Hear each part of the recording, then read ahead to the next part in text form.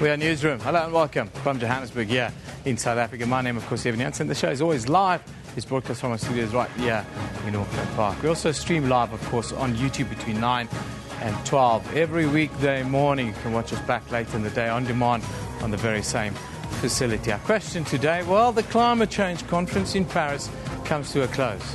Will we get a good deal at COP21? That's a question on the world's lips today.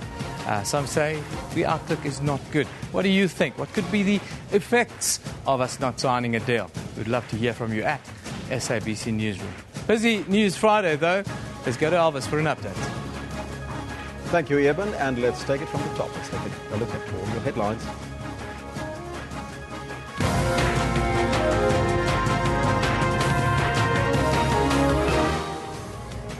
The COP21 Climate Change Summit is scheduled to conclude its talks in Paris in France today after 2 weeks of rigorous debate.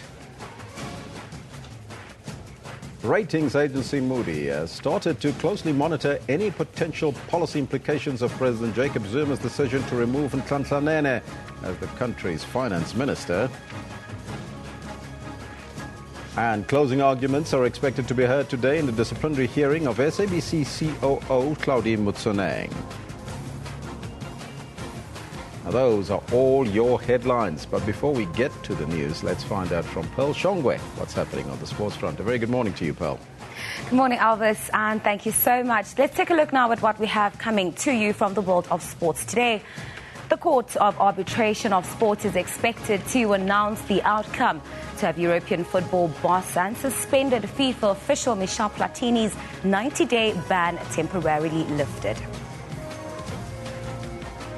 COSATU has handed over a memorandum to the South African Rugby Union in Cape Town, calling for transformation within the sport. This as SARU meet today for their annual general meeting, with many thorny issues expected to be discussed.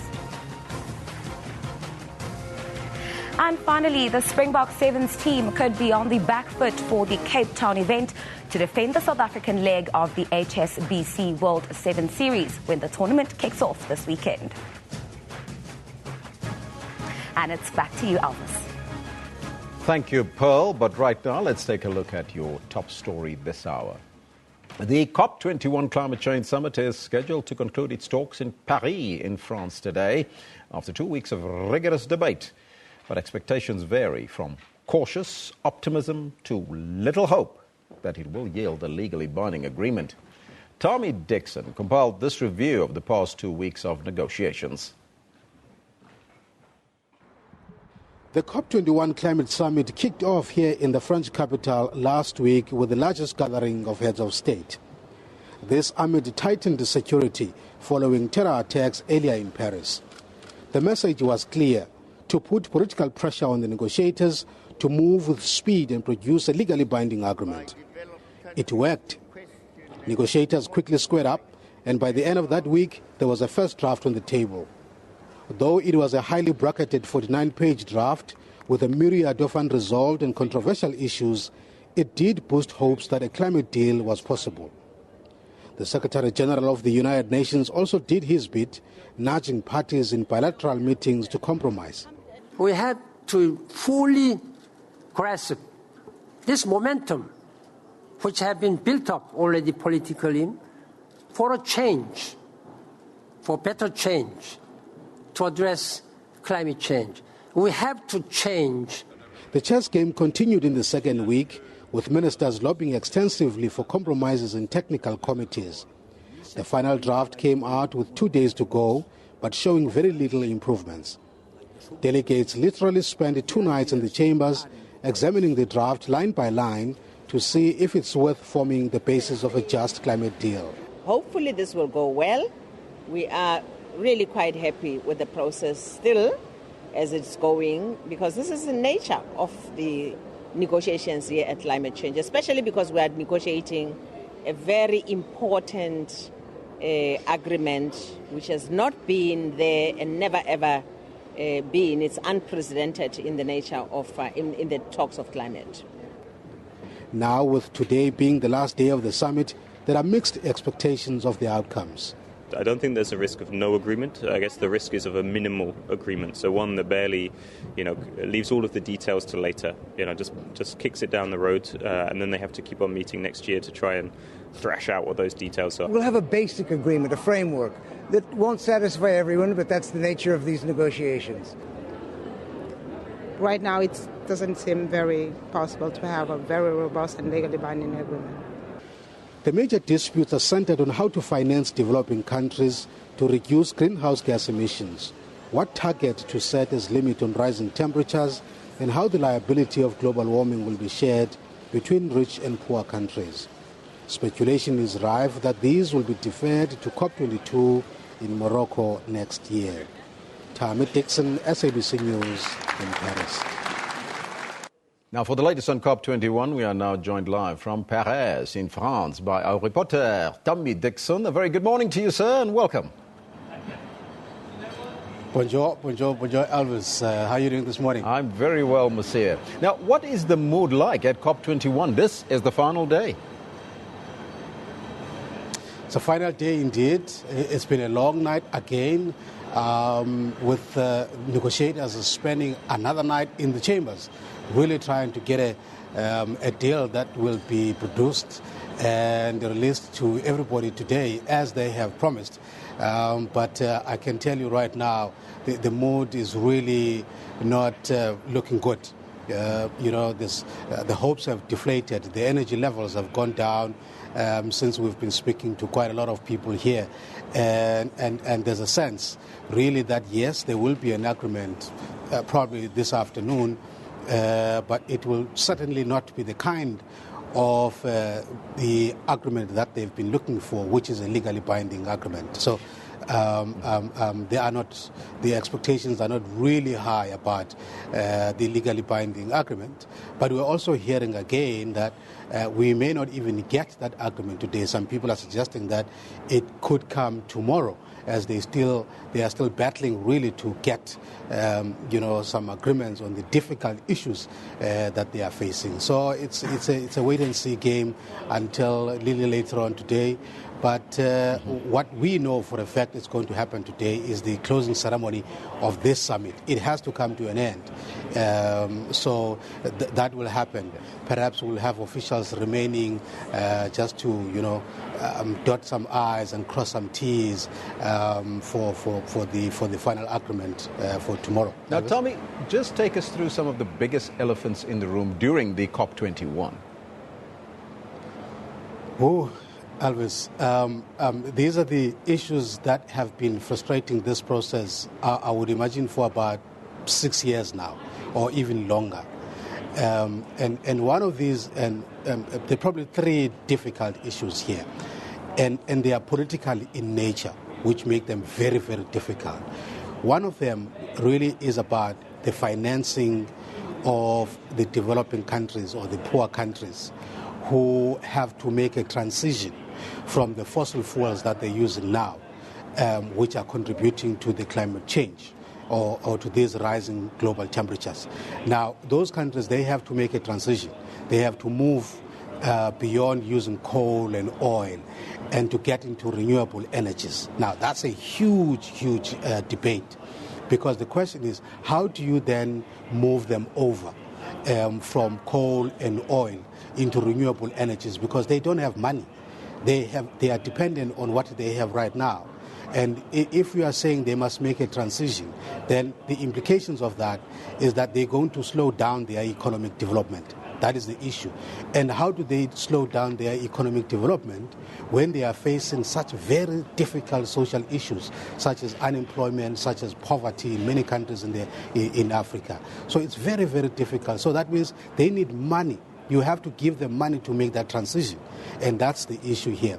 The second one, if you have time, Elvis, really it's another political question, which relates to the sharing of the liability of the damage that has been caused by the climate change already. Now, the developing countries, they are saying, well, look, you're talking about the next 50 years or so of the climate change causing a lot of damages. We can tell you right now that we are experiencing a lot of damages already. So we need money for the damages that we have already incurred.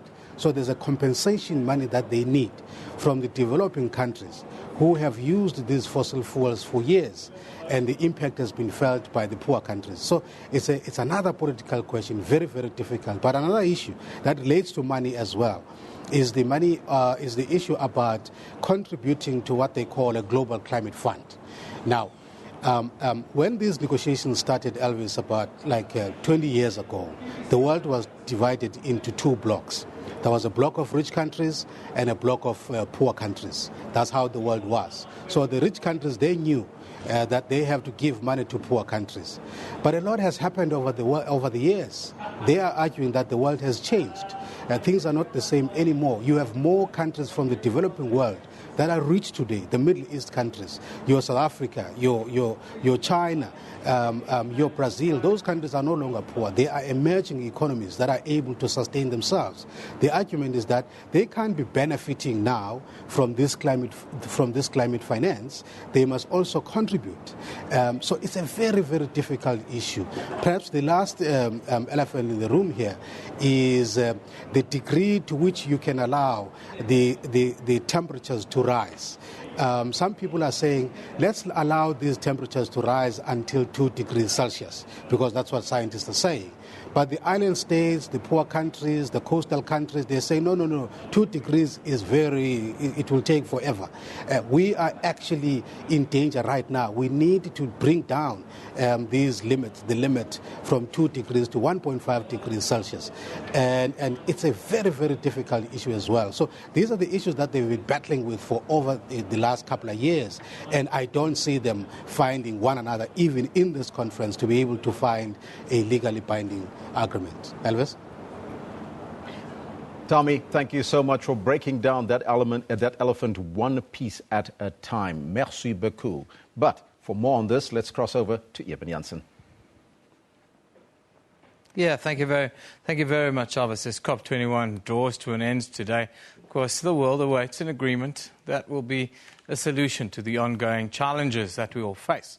The agreement process has been slow in Paris as the funding on the mitigation projects is a major issue in the conference. Yesterday, a draft climate deal was released. However, disagreements continued long into the night. Now, to talk to us about the possible outcomes of COP21, we are joined in our Cape Town studio by the Manager of Climate Change, Adaptation and Biodiversity at the International Council for Local Enforcement Initiatives. A very good morning to you. Thank you very much for joining us.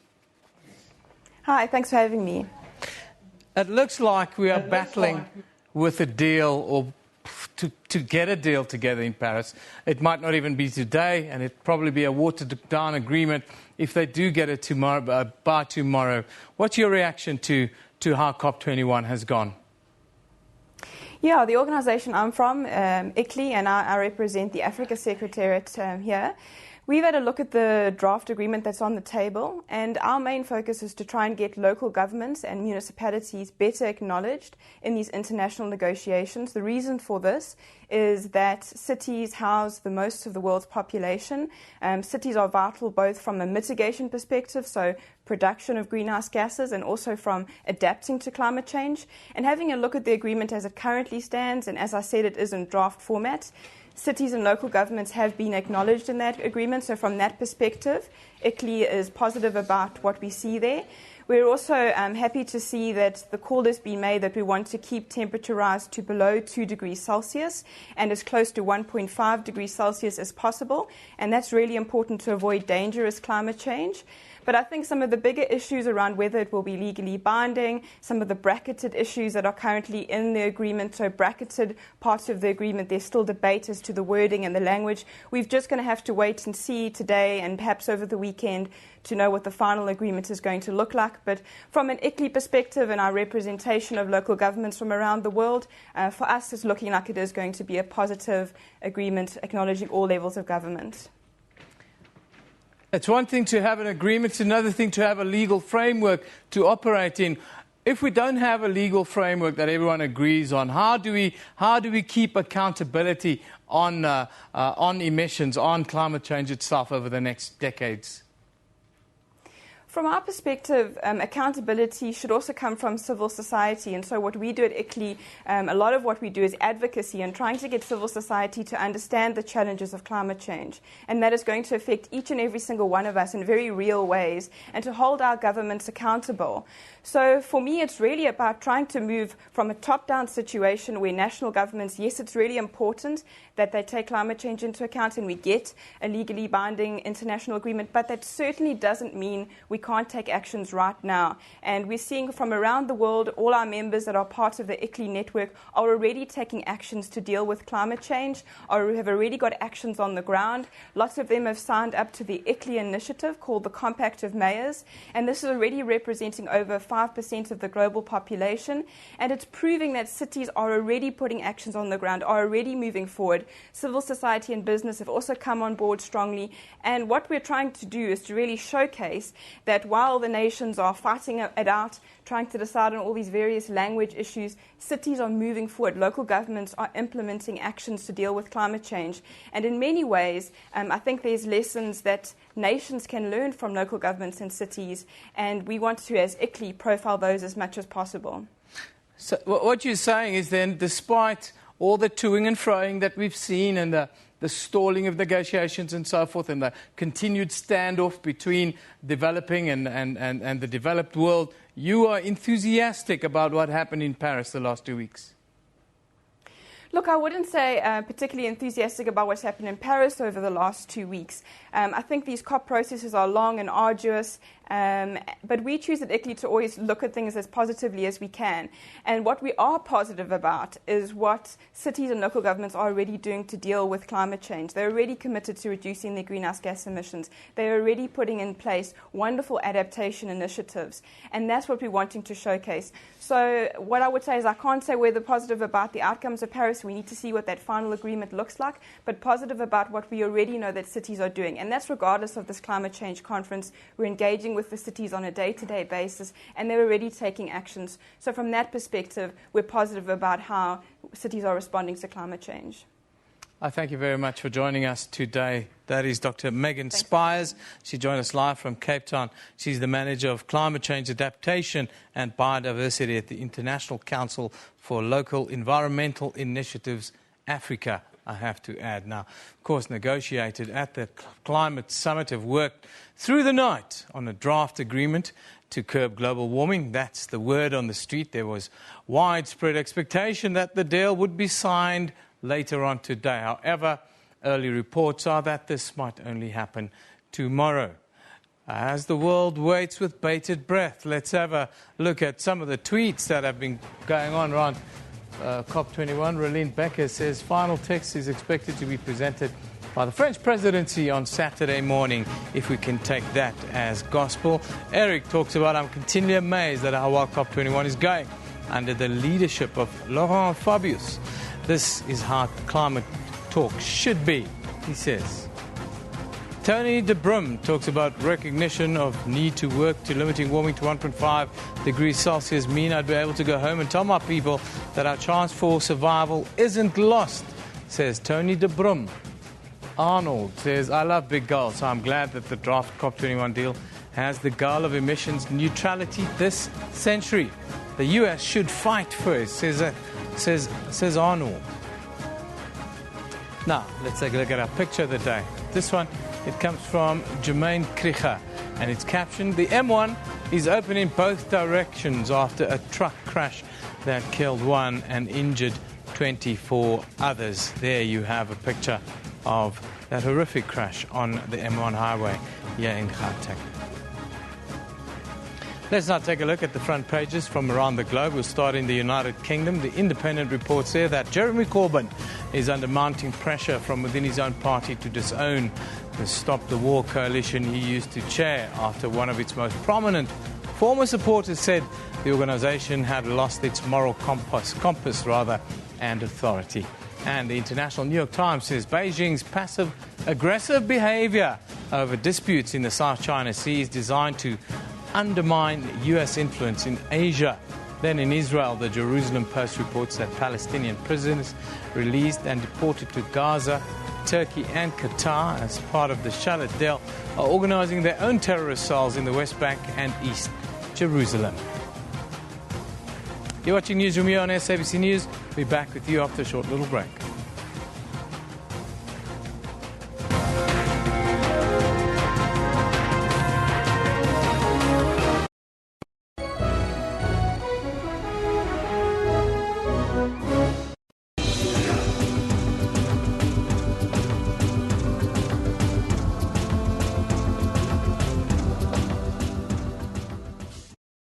SABC News. We report, contextualize and present news and current affairs honestly, fairly and fully. We consider it a duty to provide consistent, relevant, useful and top-quality information and analysis. Our mission is to provide credible, accurate and interesting news programming, bringing news into everyone's homes in everyone's languages. Thank you, South Africa, for relying on SABC News for quality news output and for making us your #1 source of information. SABC News, Africa's news leader.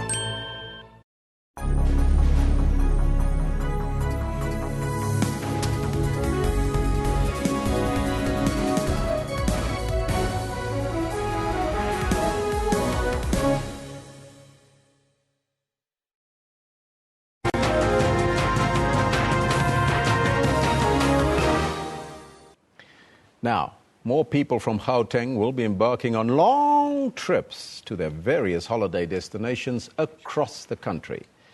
Gauteng Road and Safety Department is also up to the task to deal, they say, with large traffic volumes.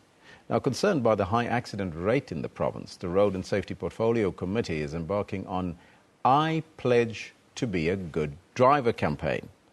And that's to raise awareness on and promote road safety in the province. For more on the story, in studio we are joined by the Honourable Jacob Kawe, Gauteng Road and Transport Portfolio Committee Chairperson. A very good morning to you, Mr. Kawe, and welcome. Thank you very much. Morning to you and the viewers at home. Now, every year, there are road safety campaigns. We've seen them all over the place, and they continue throughout the year, some of them. Now, the I Pledge campaign, or I Pledge to be a Good Driver campaign, tell us more about that and what makes it so special. The Gauteng legislature thought that perhaps we should add in many campaigns that are happening, but our addition should be more on talking to an individual, a person, a driver, me and you, that perhaps if you could pledge yourself to be a good driver, leave everything else, just take a decision as an individual, that I will be a good driver, I would not SMS, I will not text, I will not take a selfie, I will not do any other thing except driving. And once I'm done with driving and I drove in a right manner, I'll park my car and declare that indeed I am a good driver and the safety of other people is my concern. How are they going to do that? If I'm a driver and I want to pledge that support, how do I do that? The first thing is to take a decision on your own. So talk to yourself. Talk to yourself. As you enter into the car, sit behind that steering wheel, talk to yourself and say, I have a project for the next 15 minutes or 20 minutes, and this project is to drive from point A to point B, and I will do that. And the second is to make a declaration and sign a pledge, either online with the legislature, or if you could come to the legislature, sign a pledge. But that it's more of a symbolic thing. The important one is talking to your consciousness and say, I am a good driver. My teacher always used to say when I was in high school, he said to me, write down that pledge and that will commit, and you commit yourself to that pledge. Is that what you're also going to do? That's what we're pushing. In fact, it's in my windscreen. So as I enter the car, it says, I pledge to be a good driver. We think this would make a contribution, right? People must respect all the laws of the road, but above everything else, it's a person, it's a consciousness, it's an individual decision. There's more evidence that driver behavior is the real cause of accidents, far more than other things like vehicle conditions, road conditions, but driver behavior tops the list of causes of accidents in our roads. Now, will there be an online campaign attached to this as well, where people can sign on? Yes, the legislature has launched the online campaign where individuals could actually sign that pledge. We have also have copies where people physically. We prefer people to do it physically. We are going to distribute these pledges in various municipalities and in various malls, because we want also to have an engagement. Yes. Today, as we live here, we are going to Devland next to El Dorado Park, where we have a campaign with the Johannesburg Metro, the National Road Traffic and Gauteng, where we'll be talking to drivers and asking them to take that pledge, which we think would be actually making a contribution towards making our roads safe. Now, your particular focus also will be Moloto Road, I understand, as well as the Golden Highway. Why is that, and what you're going to do there? Is that what you're doing with the... We've already done Moloto Road, because it's also known as a killer road. We want to remove that perception. We want it to be a safe road.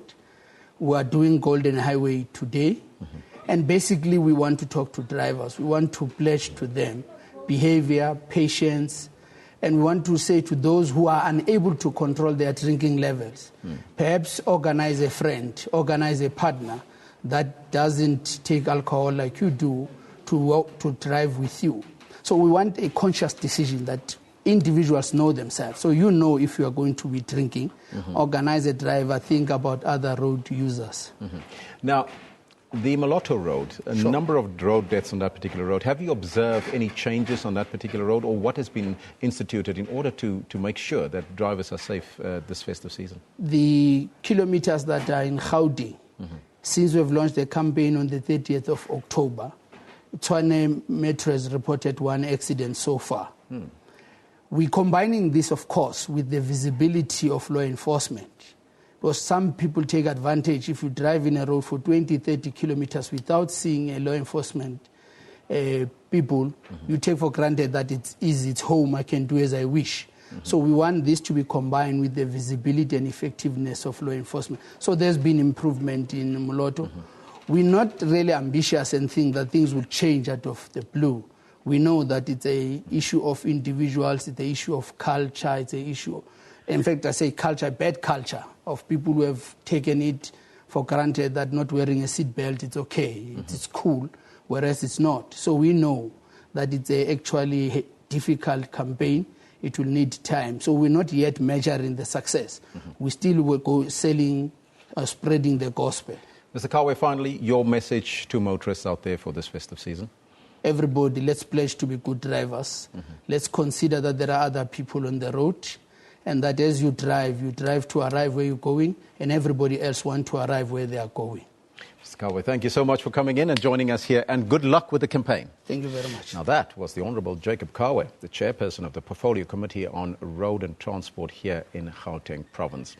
Now, we also want to take a look at some of the comments that you are sending through to us. You can do it via Facebook page as well as on the Twitter handle at SABC Newsroom. The first military plane carrying Syrian refugees to be resettled in Canada has arrived in the country. The new Prime Minister there, Justin Trudeau, welcomed 163 refugees. Let's take a look at what you continue to say on social media. Let's take a look at this one here from Mark Hutchison. This one says, the Syrian refugees have started arriving in Canada, being met at the airport by our PM, Justin Trudeau. That hope this all goes smoothly in the future. This on the Facebook page. Carla Bird says, in fact, that's on the Twitter page, I'm so proud of my country, Canada. Welcome refugees. Open it all up. Remember that Donald Trump says he doesn't want any Muslims in the U.S. Now, Umbali says, I have nothing against immigration. However, I'm against handing things to people on a silver platter. Hashtag Syrian refugees. And there you can see some of the pictures on your screen there with people even receiving some gifts there. This one from Sarah Joyce Battersley says, gift bags put together by Aslan Syria with winter clothes and snacks for the hashtag refugees welcome. Sarah Joyce Battersley. These are some of your comments here, and you can keep them coming on the Facebook page as well as on the Twitter page, and let us know what's on your mind. But right now, it's over to Evan Janssen for more interviews and reviews. Yeah, thank you, Elvis. Now, of course, it's the festive season, and thugs, they have their game faces on.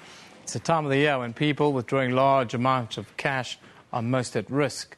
13th checks or bonuses should be kept safe in the bank, as several people in recent weeks have fallen victim to being robbed after leaving the institution. Thugs are also targeting stokvels that often withdraw unbelievably large sums of money to share with their members. Already in 3 separate incidents, armed robbers have made off with more than 700,000 rand after pouncing on Stokvel members who withdraw these big amounts of money in Limpopo and here in Gauteng.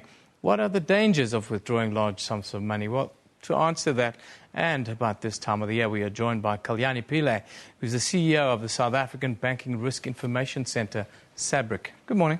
Good morning. How are you doing? I'm very good today.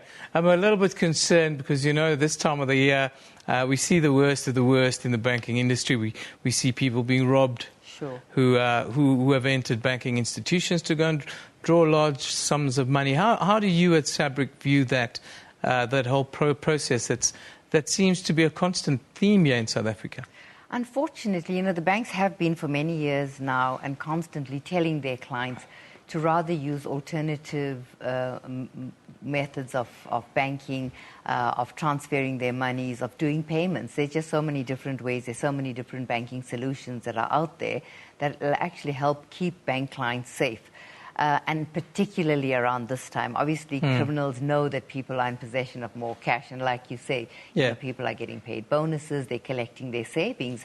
And it is extremely upsetting and highly emotional as well, I think, for people who are losing hard-earned cash that they've saved as well. Yeah. You know, so the banks are encouraging people to rather let money stay in their bank accounts, use their cards to do payments, transfer Stokvel monies to the different beneficiaries via EFTs. You know, there's so many different ways in which people can do their banking, transfer money to each other without having to physically hold cash in their hands. Yeah. And I think it's those kind of things that people, especially with the informal savings clubs, they need to be able to go into the banks and find out what are the alternative ways in which they can actually be assisted so that they don't have to physically hold cash in their hands. The scary thing is a lot of this kind of work at this time of the year looks like syndicates operating. A lot of it has to be inside information within the banks itself. How do we as the industry then address that? You know, I think this particular instance in terms of the Stokvel actually brings to the fore the fact, the misconception that the public have that it's inside the banks. You know, the Stokvel, this information is within the communities as well. And people know when monies are going to be collected. They know who's collecting the monies. They know who's paying over. And unfortunately, people in all their excitement of having to collect money sometimes tell people about it. And so the banks, in terms of the advice that we give people, have been saying for a long time, you need to be able to keep this information private, you know, even if it's not for Stokvels. But in terms of any deposits that you're doing at the bank, any monies that you need to withdraw, you know, keep it to yourself. From evidence that we have and from footage that we actually look at, the signs are not there that bank staff are the ones who are actually colluding to give this information.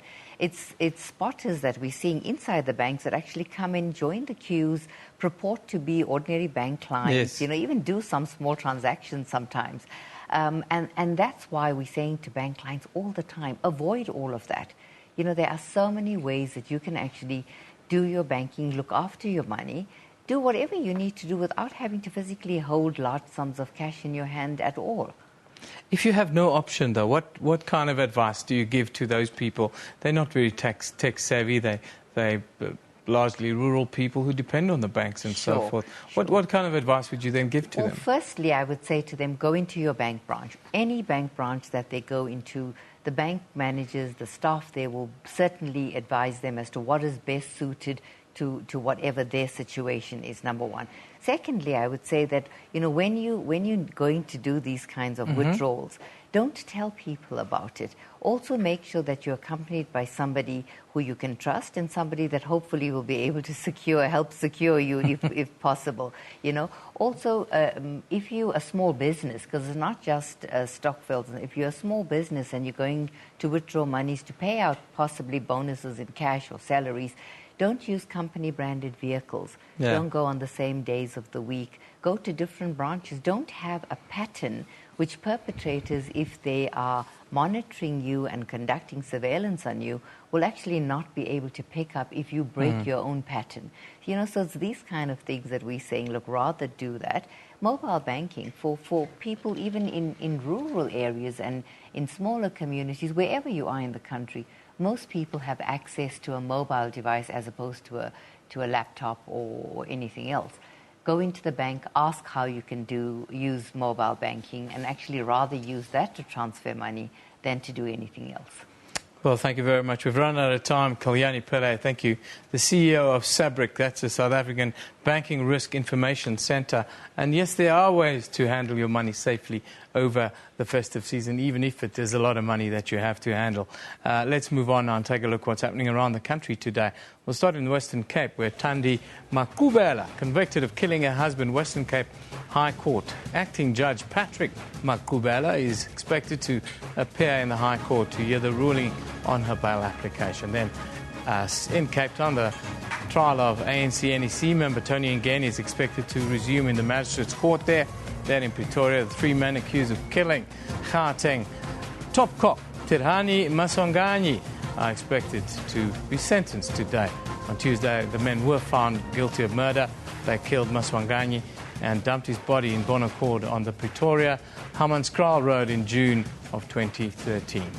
On our Facebook page, this is what you get there today. U.S. Republican presidential frontrunner Donald Trump postponed his trip to Israel amid a controversy over his proposal to temporarily bar Muslims from entering the United States. Then Zimbabwe's President Robert Mugabe will later today officially open his ruling ZANU-PF Party's conference at Victoria Falls. Finally, closing arguments are expected to be heard a little bit later today in the disciplinary hearing of SABC COO Claudi Mutsuneng. All of those stories and more on Newsroom Facebook page. You can also go to sabc.co.za/news for the latest update. Time for us now to take another break. Don't go away.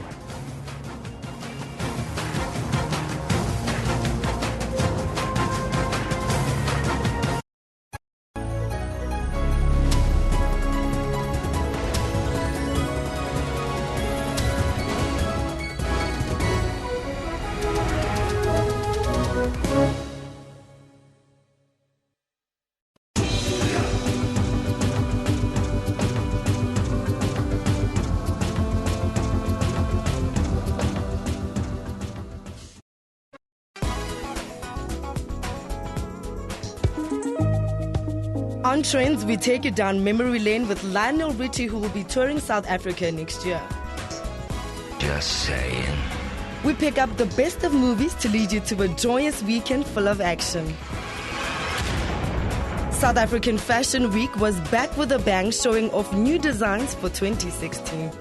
Mikasa's Home Sweet Home album will keep you dancing this festive season.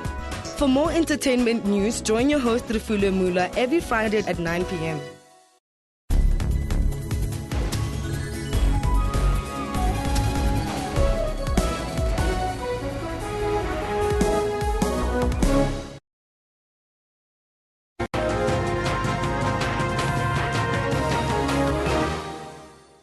Welcome back. Now, pharmaceutical distributors say the acute increase in sexual activity over the festive season leads to erectile dysfunction, or ED, because men are using the medication, well, too early. According to figures, there's a high demand for men's sexual enhancement pills around this time of the year.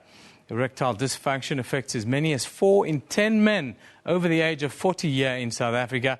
But stress, guilt and fear of failure can exacerbate this disorder, especially around the holidays when there's a greater expectation of being intimate. Now, for more on this, we are joined from our Cape Town studios by Tumi Motse, who is the spokesperson for generics firm Pharma Dynamics. A very good morning to you, Tumi. Thanks for joining us. Thank you. Good morning. We understand the spike in demand that happens at this time of the year, but tell us about the effects that it's having on men in South Africa. Yes, there has been shown to be increased usage of erectile medication at this time of the year in December. December is the highest month in terms of use. And in terms of effects, now it would depend on whether you're referring to your men that are actually ill or men that are misusing the product. With men that are actually ill, it's very beneficial for them to use the medication as and when needed. However, if the medication is abused, it has been shown to later on in life, and it's more younger people that would abuse the medication. Later on in life, it leads to dependency, and then they develop erectile dysfunction in that they can no longer achieve erections without using medication. So like any other medication, it is encouraged that erectile dysfunction medication be used responsibly as and when necessary. What do the figures show about the amounts that are going into the marketplace at this time of the year? There is on average a 36% increase in terms of unit sales in the month of December as compared to the average use throughout the year. Yeah, that is quite a big jump. To what degree would you say this whole process is open to abuse, the process that we have with access to medication here in South Africa? I think in terms of your registered medication that are registered with the MCC, there is not a lot of opportunity for abuse because these medications are Schedule 4 medication. So you do need to go to your doctor, get a prescription, and if the doctor sees it fit to put you on medication, they will recommend that you go on medication, or they will determine what treatment is most suitable for each patient. I think the problem arises when illegal medication come into the picture. The use of illegal and the access of illegal medication is a problem where patients don't go to the doctor and they don't go to a normal registered pharmacy to access their medication. There lies a problem where a patient can take a medication that is not necessarily the most suitable treatment for them, or where it's not even necessary they're using the medication recreationally. That is the problem.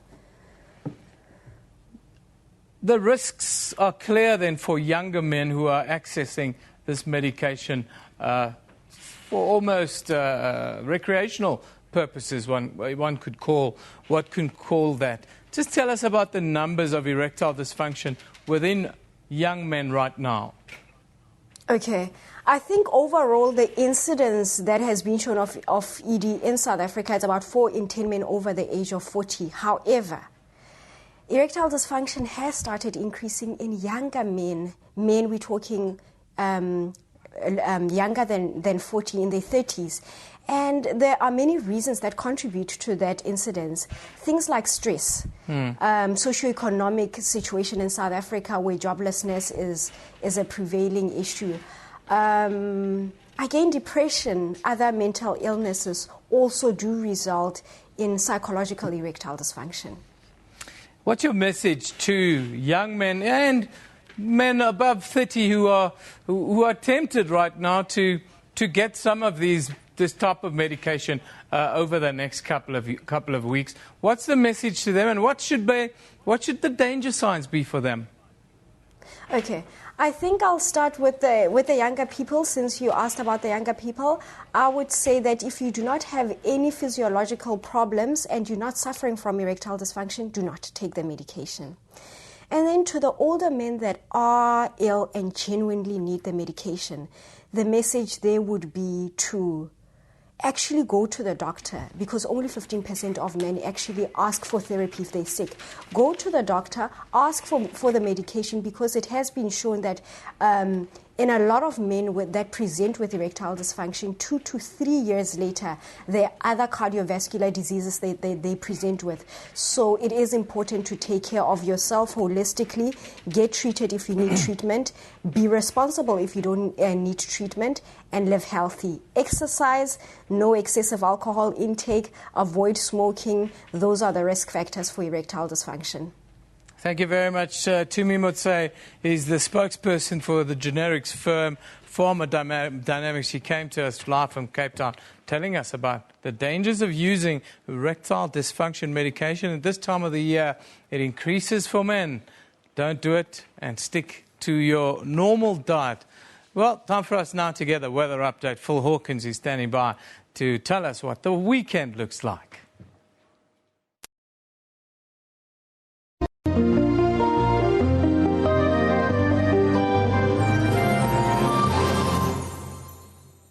Yeah, thank you so much. Well, let's start off by taking a look at what's been going on and what is going on right now in terms of your rainfall. Now, what we are, of course, expecting is some rainfall over South Africa's northeastern areas there, a storm system developing in the area. It is, as we move later into the day, going to progress and join up with another storm system which is originating in the far northwestern parts of Namibia. Now, these storm systems meet later into the day. As you can see, they intensify in some areas and then recede again as we move into tomorrow morning. By the same time, tomorrow morning, expecting not too much activity over the far southeastern regions of South Africa. But as we move into the northeast, this is where we're going to see these storm systems which are meeting some light rainfall in many places forecast for the area. Let's take a look at your temperatures. In terms of South Africa, we're expecting some very high temperatures in Uppington, 41 degrees. Pretoria peaks at 38 degrees, so another hot one in the northeast there, but isolated showers later into the afternoon expected to bring some of those temperatures down. Central Africa expecting a rainy one as well. Now, as we take a look towards the west, this is where we're seeing a lot of these originating and, of course, a major storm system starting around the Luanda area. It is going to progress further north, and we'll take a look at that in a minute. But towards the eastern interior there, seeing another storm system originating, and of course, as we move later on into the day, it's going to intensify and then eventually by tomorrow begin to dissipate throughout that central region here. We're going to see some clear skies in those regions. Most of the time, some partly cloudy skies and high level cloud cover coming in.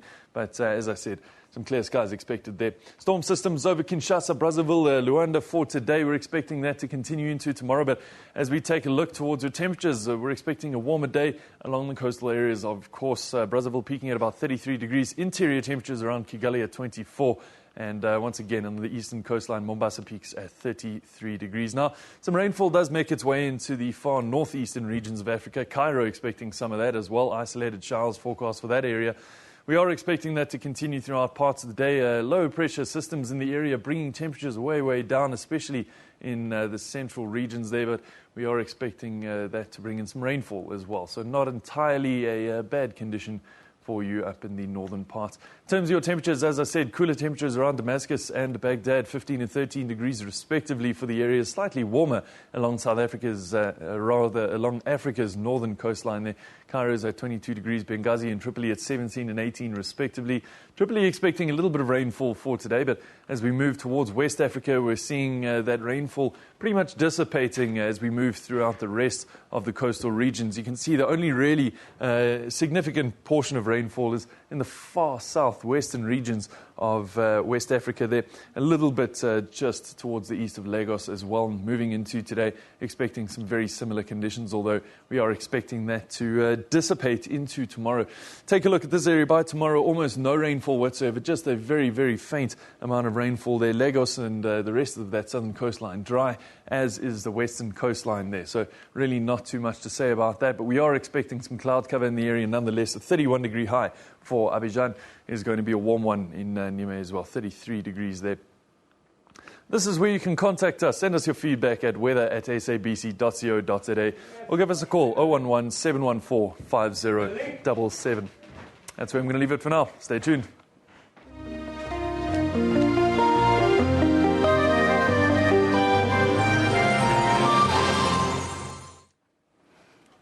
Yeah, that's your... let's go to a cabinet briefing. The minister in the presidency, Jeff Radebe, is holding a media briefing after yesterday's cabinet meeting. To the family and friends of Mohammed Ismail, known as Izzydinite, who passed on Tuesday, 8 December. His selflessness and involvement in the struggle contributed to our freedom. Appointments. All appointments are subject to verification of qualifications and relevant clearance.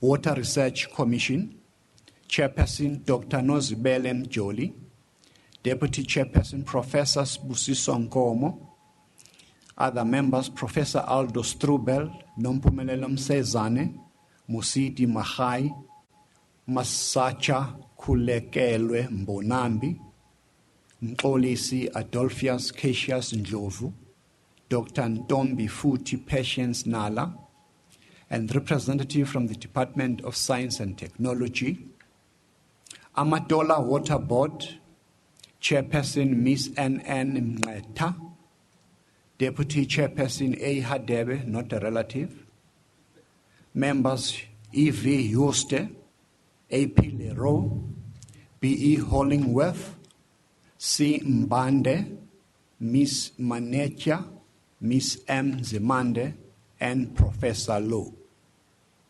Board of Community Schemes Ombud Service, re-elected as chairperson Mr. Vugile Charles Mehana, Miss Beauty Nomhle Dambuza, Begumusa Gordon Dlamini, Turin Dylan Holmes, Rajesh Josh, Opa Mushongwane Mushepi, and Noma Zocho Yvonne Memani. The Board of National Development Agency, Miss Judy Hermans as chairperson, Mr. Zolile Tando Ngagani, reappointment as deputy chairperson. Other members, Miss Uraya Bibi Khan, Mr. Abraham Stephanus Hanekom, Miss Sebenzile Matsebula, Miss Mashila Matala, Mr. Moses Mabokela Chikane as a government representative, Miss Benis Mahoro Manya, government representative as well, Miss Tabita Shange, government representative, Miss Farzana Suleiman Varachia, government representative.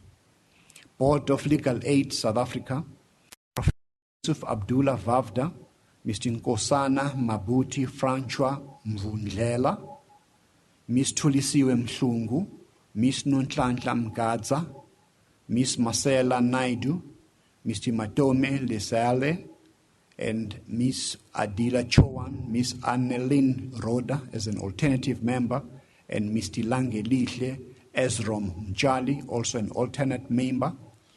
Extension of employment contracts, Mr. Tabani Wiseman Zulu as the Director General at the Department of Energy, Dr. Mapaka Ifras Dau as Deputy DG, Forestry and Natural Resources Management at the Department of Agriculture, Forestry and Fisheries, Ms. Kilibohile Sibyl Setibelo as DDG Institutional Governance at the Department of Arts and Culture, Mr. Omeka Shelembe as DDG State-Owned Enterprises, Oversight, Communication, Technology, Enterprise Development at the Department of Telecommunications and Postal Services, Mr. Edward Kolisa Makaya as Deputy Director General for Africa at the Department of International Relations and Cooperation, Ms. Tulisile Glory Manini as Deputy DG Administration at the Department of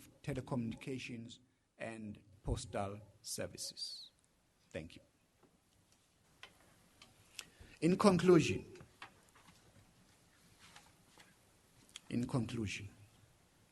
Cabinet extends its gratitude to those South Africans who have complied by submitting their tax returns, resulting in a total of 5.94 million tax returns that have been received for non-provisional taxpayers. This is 11.52% higher than in 2014, and the compliance for taxpayers filing on time has exceeded 90% for the third consecutive year. This high level of compliance enables our government, your government, to deliver services that improve the quality of life for all its citizens. During this festive season, government is implementing various campaigns which require all South Africans and visitors to play their part in ensuring that the festive period is enjoyed in a safe and secure environment.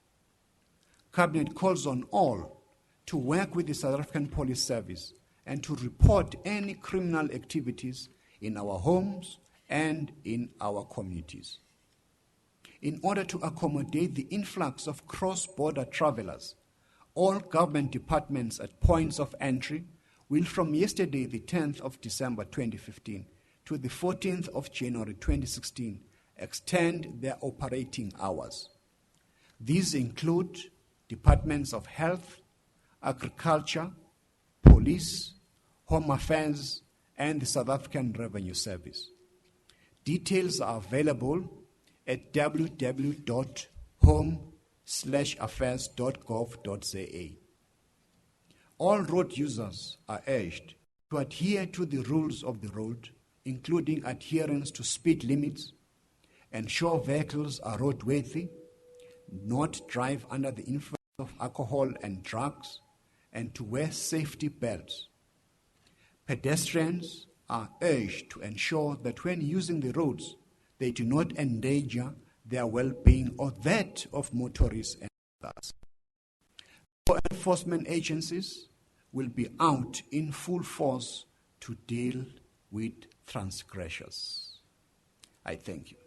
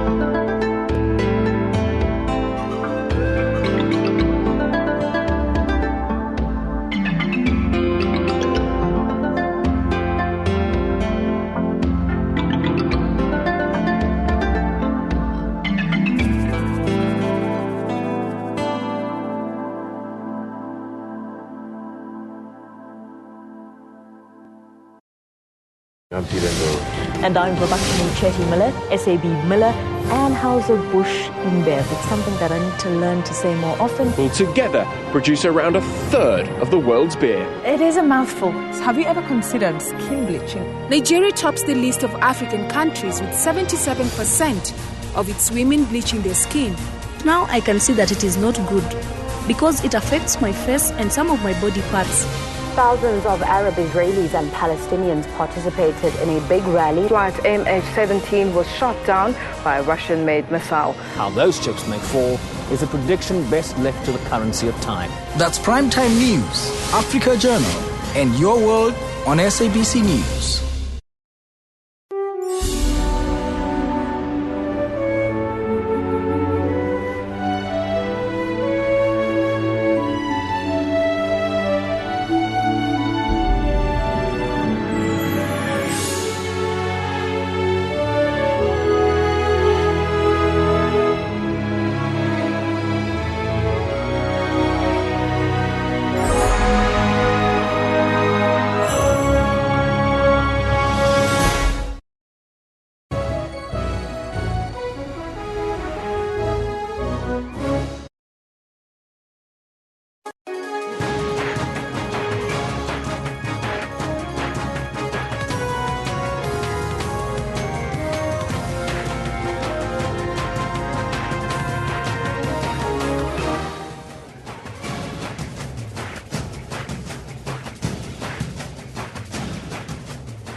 It's 10:00 hours Central Africa time on this Friday, the 11th of December 2015. This is Newsroom, Jumbo Africa, and a very warm welcome to the second hour. I'm Elvis Preston. I'll be with you until 12 o'clock. You have to stay with us as we broadcast live from our Auckland Park studios in Johannesburg, South Africa, to the rest of the African continent.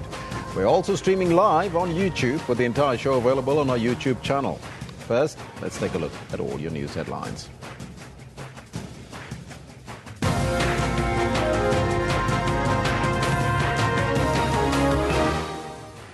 The COP21 Climate Change Summit is scheduled to conclude its talks in Paris in France today after 2 weeks of rigorous debates. Ratings agency Moody's has started to closely monitor any potential policy implications of President Jacob Zuma's decision to remove the finance minister as the country and Nhlanhla. And closing arguments are expected to be heard today in the disciplinary hearing of SABC COO Hlaudi Motsoeneng. Those are all your news headlines, but before we get to the news, let's find out from Pearl Shongwe what's happening on the sports front. Very good morning to you, Pearl. Morning, Elvis. You look lovely in the pink tie. Thank you. Let's take a look at what we have for you in the world of sports. The Court of Arbitration of Sport is expected to announce the outcome to have European football boss and suspended FIFA official Michel Platini's 90-day ban temporarily lifted. COSATU has handed over a memorandum to the South African Rugby Union in Cape Town calling for transformation within the sport. This as SARU meet today for their annual general meeting with many thorny issues expected to be discussed.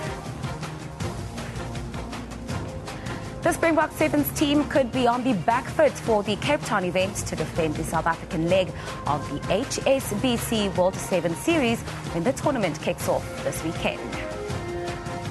And it's back to you, Elvis. Thank you, Pearl. She'll be back a little bit later. And right now, let's take a look at your top story.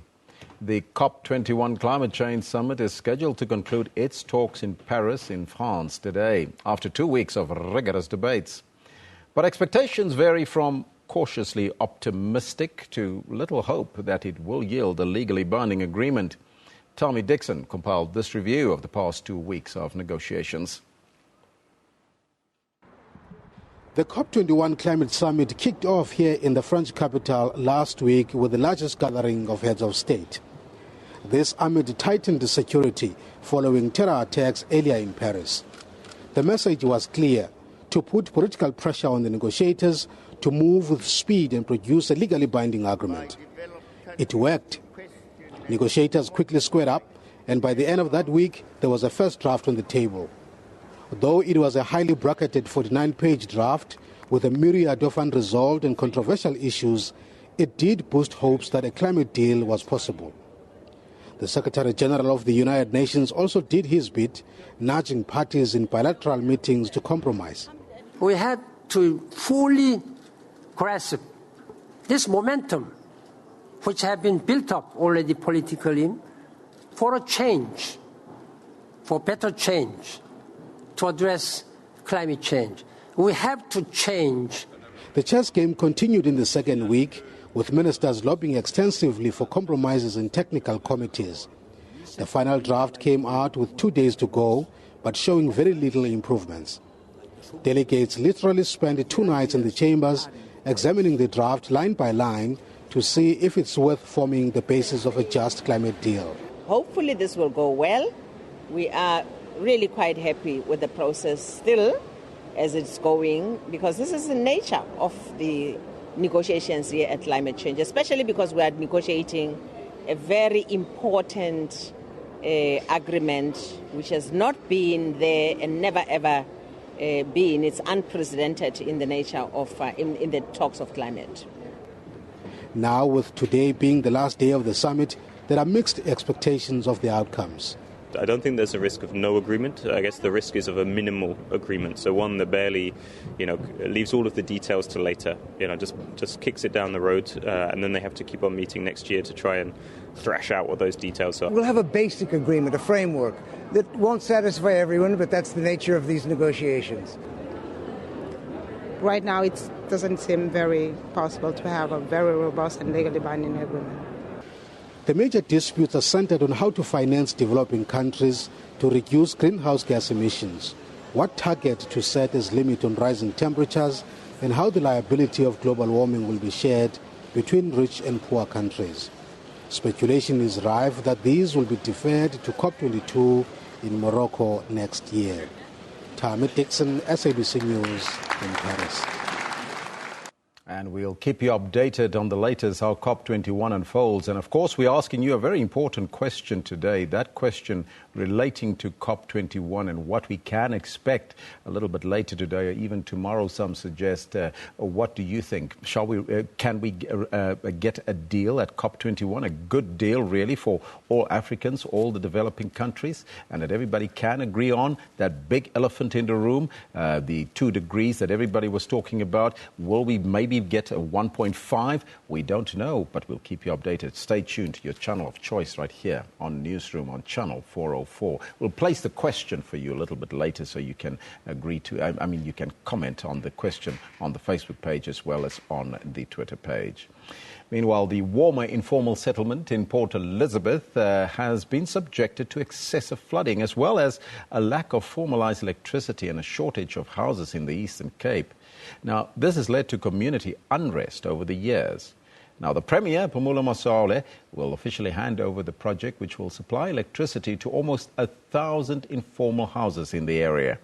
To combat the flooding, 3 detention dams have been built to catch and divert the water, which usually result in flooding of the township area.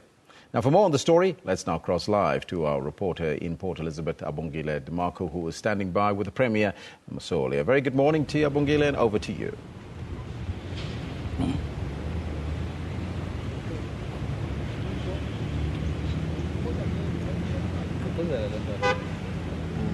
Abongile, can you hear me?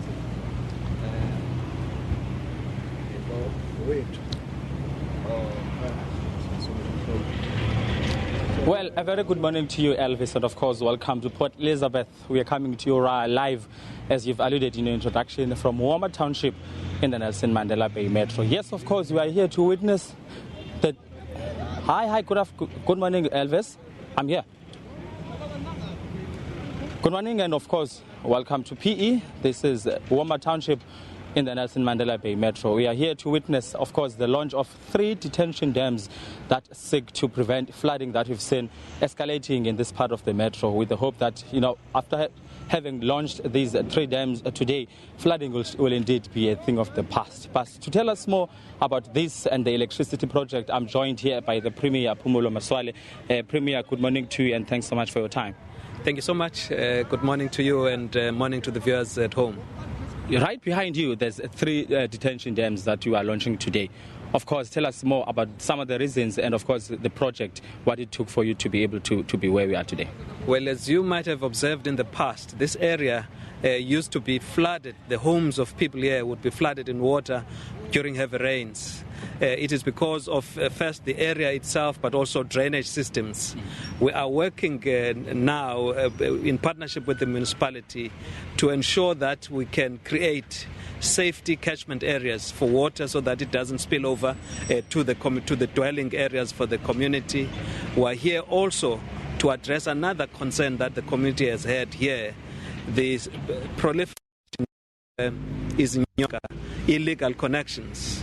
A number of households were to ensure formalization of those connections. Many households are benefiting in that process so that we can ensure that we, of course, use electricity wisely and responsibly, and everybody participating in that venture. We're also coming here because the committee has been up in arms over a number of things, including housing development, human settlements. The minister was here a couple of weeks ago. We are here to assess and prepare the ground. A lot of houses are already being delivered in this area. Again, on the 29th, we'll be back here to deliver those completed houses for people to really live a decent life, because we've committed ourselves to improving the quality of lives of the people here. Let's look at the electricity issue, the illegal connections you're talking about. We've seen quite extensively here and in other parts of the Port Elizabeth area, with a lot of people dying as a result of illegal connection. And the precautions to make it a point that indeed is a thing of the past. Precisely. The project is aimed at ensuring that we can provide safety for people, children, and those who accidentally die in the course of many of these illegal connections. It is meant to make sure that our people live a decent quality life here, and of course illegality is done away with. It's something that we're very pleased with the enthusiasm, the community participation in it. The municipality is on board to make sure that we have safe connections for electricity. Let's put it now throughout the province in as far as electricity and of course the delivery. How far are we? What are some of the targets that we've set for ourselves as the Eastern Cape? Well, firstly, regarding housing delivery, you would have seen with the fastest growing province in terms of housing delivery. In fact, all the targets we've set ourselves, we've exceeded, to the extent that a new problem we are dealing with now is trying to cut down to meet the resources available in terms of housing delivery in the province as a whole. You would have seen the last year we had received some money from other provinces that were not spending with much speed. It is the same case even now. We are still asking for more resources because our housing delivery program, it is happening at neck-break speed, something that we have to keep halting because of available resources. The demand for housing delivery in the province is very wide. It's still out there, but of course the resources to meet that, we've got to do so taking account of available means at a given time. Regarding electricity, we are accelerating the connection of households. In fact, the provincial government, in the recent budget adjustments, we have also thrown in partnership with Eskom, an additional 200 million to connect particularly rural communities that are not yet connected to the grid. We're enhancing the ability in partnership with Eskom to reach out to those communities. So I can say with fair amount of confidence that we're working very hard and with speed to meet the demand on the ground. Eastern Cape Premier Phumulo Masole, thanks so much for your time, sir. Thank you so much. Thank you. Well, there you have it. A busy premier to launch the detention dams, and of course we shall see the spread of housing delivery throughout the province. It's back to you in studio in Johannesburg. Thank you, Abongile DeMarco, reporter in the Eastern Cape there. Now, ratings agency Moody's has started to closely monitor any potential policy implications of President Zuma's decision to remove Nhlanhla Nene as the country's finance minister.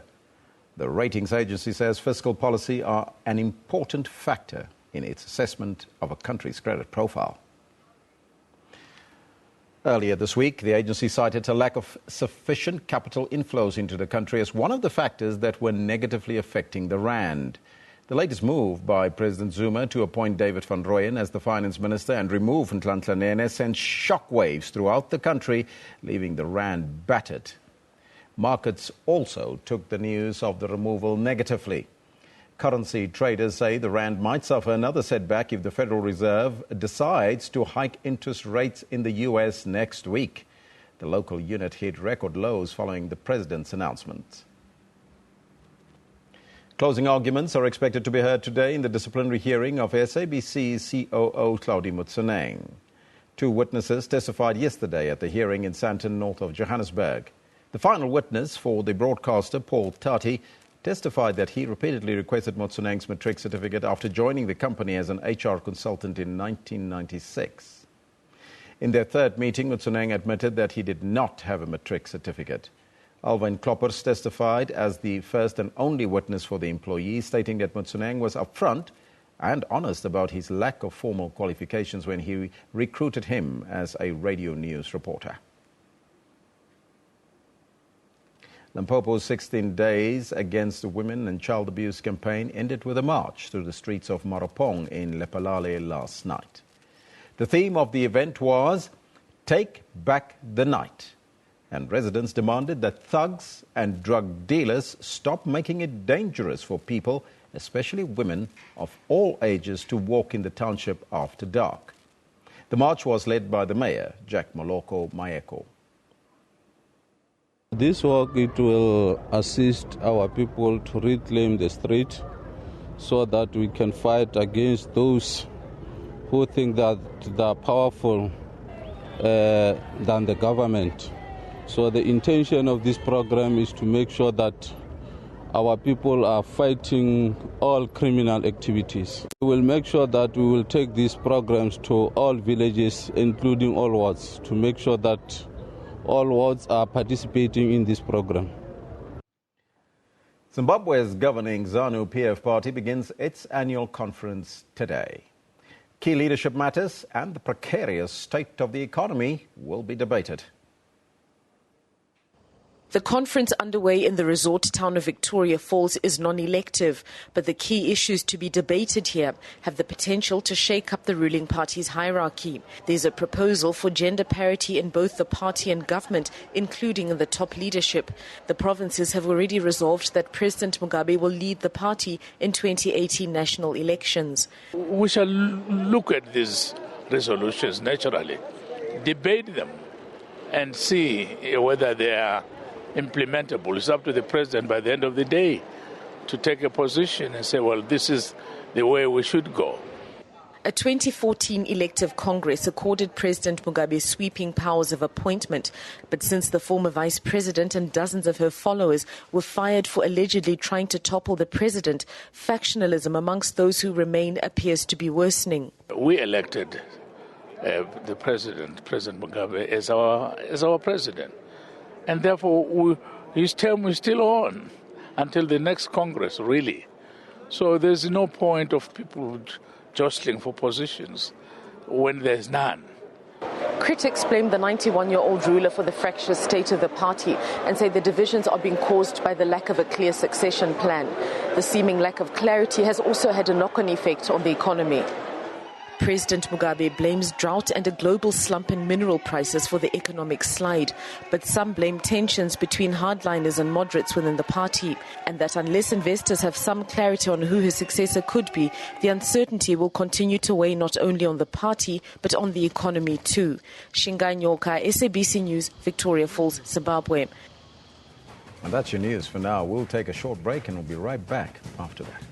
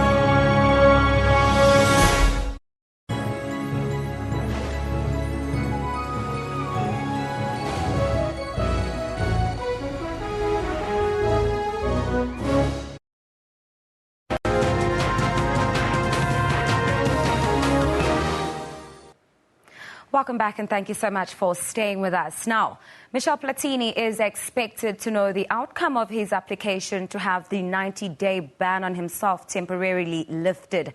The ban has prevented the European soccer boss from running for the February 26 presidency. The Court of Arbitration for Sport panel could lift the ban without taking a position on Platini's guilt or innocence. Interim bans can be overturned should the judges feel it is unfair and out of proportion. Platini could possibly be allowed to resume efforts to run for FIFA presidency should his ban be lifted. Platini and FIFA President Sepp Blatter face life bans at FIFA Ethics Committee hearings taking place in Zurich next week. The case centers on Blatter's approval of $2 million of FIFA money that Platini got back in 2011 as backdated salary. Platini was a presidential advisor to Blatter from 1998 to the year 2002. On to cricket now. The England cricket team believe they have the necessary ammunition to beat the Proteas in the upcoming Test series in South Africa. After suffering a series loss to Pakistan recently, England are confident that they will strike back against the world's top Test side. Both England and South Africa have a point to prove. After their series defeats to Pakistan and India respectively, winning is non-negotiable. England captain Alistair Cook says his side won't read too much into the Proteas' latest Test results, but admitted that victory would be sweet. He has never won a Test series against the South Africans. We've got a good opportunity to play them in their conditions. We've said Pakistan away, South Africa away. It's two tough tours, and on reflection about Pakistan, losing 2-0 hurts me quite a lot because I didn't think we were that far off. The side has learned much from their defeat against Pakistan and will rely on their bowlers to lead the way against the Proteas. We will have two weeks of practicing and 2 warm-up games in those conditions. Obviously, they're slightly similar to more English conditions, so that should suit our style of play, if you like, and our bowling attack as well.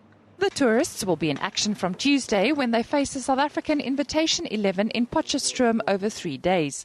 The first test is scheduled to get underway in Durban on Boxing Day. Liesel Zankel, SABC News.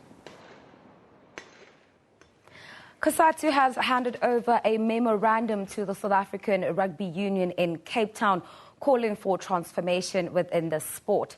The memorandum was accepted by SARU President Oregon Hoskins.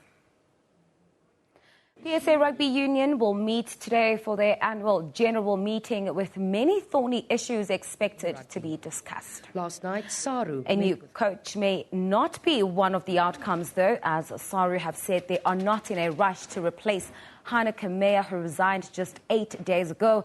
The Springboks' next tour is in June next year. SARU President Oregon Hoskins has not ruled out hiring a foreign coach and denied reports that former Stormers coach Alistair Coetzee is a certainty for the job. The pressure to show more effort to gain transformation within the sport has been growing, and last night COSATU handed over a memorandum to the union in Cape Town calling for transformation in the sport. The memorandum was then accepted by SARU President Oregon Hoskins. The national body's distribution of funds to unions, however, is also expected to be on the agenda. The Springbok Sevens team, Captain Kyle Brown, will play his 50th tournament for the Springbok Sevens, while Dylan Sage will make his South African debut, and Roscoe Speckman is back for the Cape Town Sevens this coming weekend. The squad was announced in Cape Town, and the changes are only as a result of injuries to Cecil Africa and Werner Kok. Announcing his squad for the home tournament, coach Neil Powell confirmed Kok had undergone knee surgery and that the World Rugby Sevens Player of the Year would be out of action for at least 6 months. Africa will be sidelined for the next 2 weeks. And I think the guys will be keen to grab the opportunity and make the best out of it. And both had a good tournament in Dubai and they both played well and they get the opportunity now. So really looking forward to what they're capable of playing on the weekend. The loss of 2 quality players like Kok and Africa would be a setback to any team, but the Blitzboks are in the fortunate position that the academy system is producing players capable of making the setup. Speckman replaces Africa after a superb performance last week for the Samurai in Dubai. The Puma Speedster has already played in 6 World Series tournaments. The strongly built Sage in for Kok played on the wing for the Ikeys in the Varsity Cup earlier this year and is equally at home amongst the Sevens forwards. The 23-year-old recently signed a SARU Sevens contract and has played on numerous occasions for the successful SARU Sevens Academy. Yeah, it was a little bit easy this weekend because a lot of guys, the guys will always tell you and help you where you could do wrong or right, and that's the nicest thing about the setup. It's not about individuals, it's about the system. It's a very special occasion. Obviously, making my debut is a special occasion in itself, but to be a part of it in Cape Town is just the cherry on top. The Springbok Sevens will be defending their home title and are aiming for a 3rd straight cup win on home soil after 2 successive wins in Port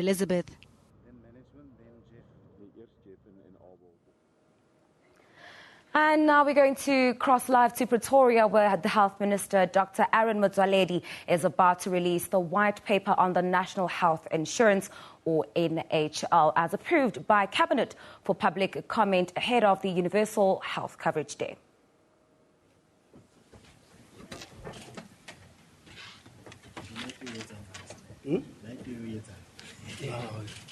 One fast, you are blinding me like anyone in there, you know. Are we ready?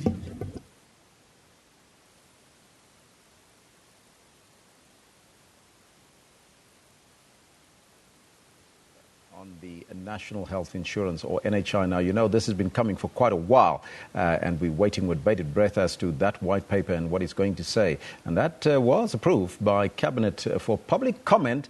That's ahead of the Universal Health Coverage Day. As you can see, the Minister is getting ready to deliver us not from evil, though, but from what's in the white paper in a short while. So you have to stay tuned here on your favorite channel of choice, Channel 404. This is Newsroom, as we await the Minister, Dr. Aaron Motsoaledi, on the NHI white paper being released in Pretoria. He's sitting there waiting just for a final, I think, for everybody to sit down and to take their seats so he can tell us what is in that white paper that's going to be released today. Lots of expectation, especially within the medical fraternity, on the white paper.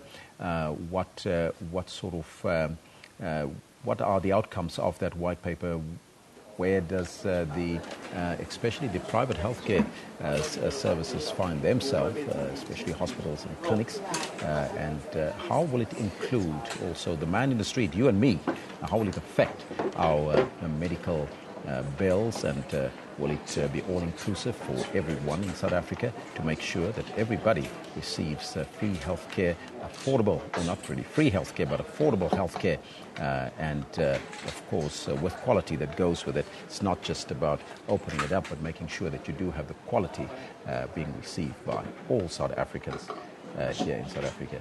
Medical healthcare, as you know, it's a very contentious issue between rich and poor. Some cannot afford it, and some can, of course, paying very hefty bills for their medical aids.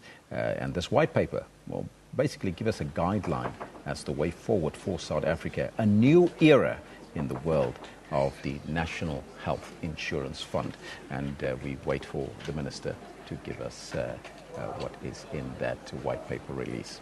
Now, that long-awaited white paper paves the way for sweeping changes to the health system, and it also follows the release of that green paper, as you can recall, on NHI in 2011, about 4 years back. Now, to be implemented over a period of 15 years, that green paper proposed a health system that will be free to everyone at the point of care. However, at that point in time, it didn't provide details of the health services to be delivered under the new scheme or how it would be funded. Earlier projections estimated the cost of the proposed system at more than 200 billion rand in 2020. How will it affect you and me, ordinary citizens in this country? And how will it affect people on private healthcare? Will that affect them at all? Number of questions being posed, and these are some of the answers that we'll probably get in a short while from the Minister, Dr. Aaron Motsoaledi. That's the NHI white paper on. But we'll take a short break, and we'll be right back after that.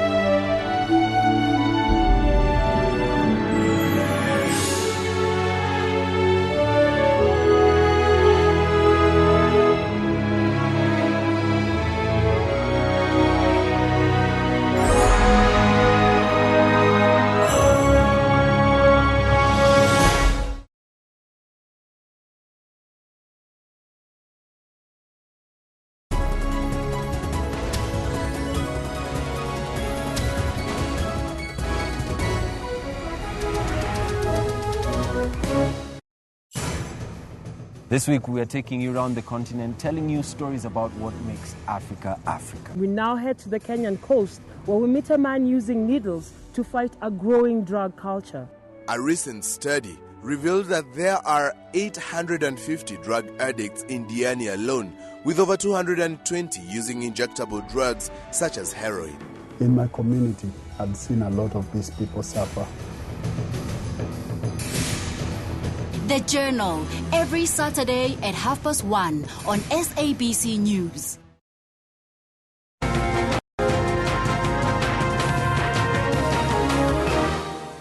Let's now cross live to Pretoria, where the Health Minister, Dr. Oren Motsoaledi, is about to release the white paper of the National Health Insurance. Actual white paper on the website within a very few minutes, because immediately after the cabinet approved it, we have to start the work of gazetting and doing all other legal things that are needed. So you'll be having it. You'll also be given other documents which you might like to refer to, or which then you might like to study later. They will be coming. But in the meantime, let me start. I've got with me here the Deputy Directors General from the Department of Health who were part of this work. Unfortunately, we need to apologize profusely for the DG. She is the chairperson of the management board of the World Health Organization, and the board was having a meeting in Geneva. She had to go and chair that meeting, then fly over to the UN, where she has just arrived early hours of this morning, so she can't be with us, but we have got several leaders from the department. We also have Dr. Sarah Baba, the country director of the World Health Organization. In preparing this very impactful document, we had a lot of help from experts within the World Health Organization. We also have Professor Olive Shisani. Many of you will know she was the initial chairperson of the ANC task team that drew the green paper and started the foundation of this work. She was chairing the ministerial task team. And so most of the background and most of the work found in the white paper will have been the work that was done under her chairpersonship. And lastly, we have got several people here from the Council of Medical Scheme, from the Board of Healthcare Funders, but we have also got members of the task teams, NHI task teams, which I'm going to introduce later. So these are the people who are having. I'm told that I need to, because let me start here. The white paper itself, as Mr. Maila has said, is very big. It has got no less than 400 paragraphs or sections as in a law. When you say section 1, section 2, there are more than 400. If I have to go through them, I'm sure you'll have to give me something like 4 hours, which you don't have. And at any rate, it's not important to mention each and every section. So I can't go through the white paper as such. What I believe is going to happen is that now that is going to be on your website, within the next few days, 48 hours or so, you will have read it thoroughly and you'll start raising questions, various questions and queries and engagement, because after it gets released for engagement with the public, including yourselves. Engagement where you are saying, no, why did you put, why is this paragraph like this? Why is this proposal like this? We suggest it get changed, etc., etc. So that's how you are going to interact with it. That's why there won't be any point in reading it paragraph by paragraph or section by section. But at any rate, we don't have time for that. It's a document which has got 10 chapters. These more than 400 sections are divided into 10 chapters. The first chapter, which is an introduction and background, is only 4 pages, but we put it in such a way that it will summarize the whole thing. It will make you understand what the white paper is all about. And it has got only 26 sections or paragraphs. I am likely to go through those if I get time, because there are only 26. They will take no more than 20 minutes to go through.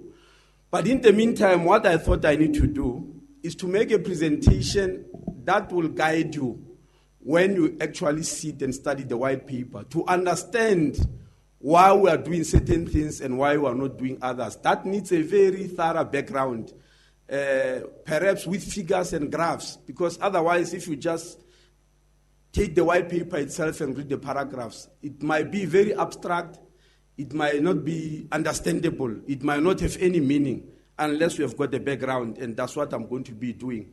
I'm told that I need to stand there because it is right behind me. Can you take these things along?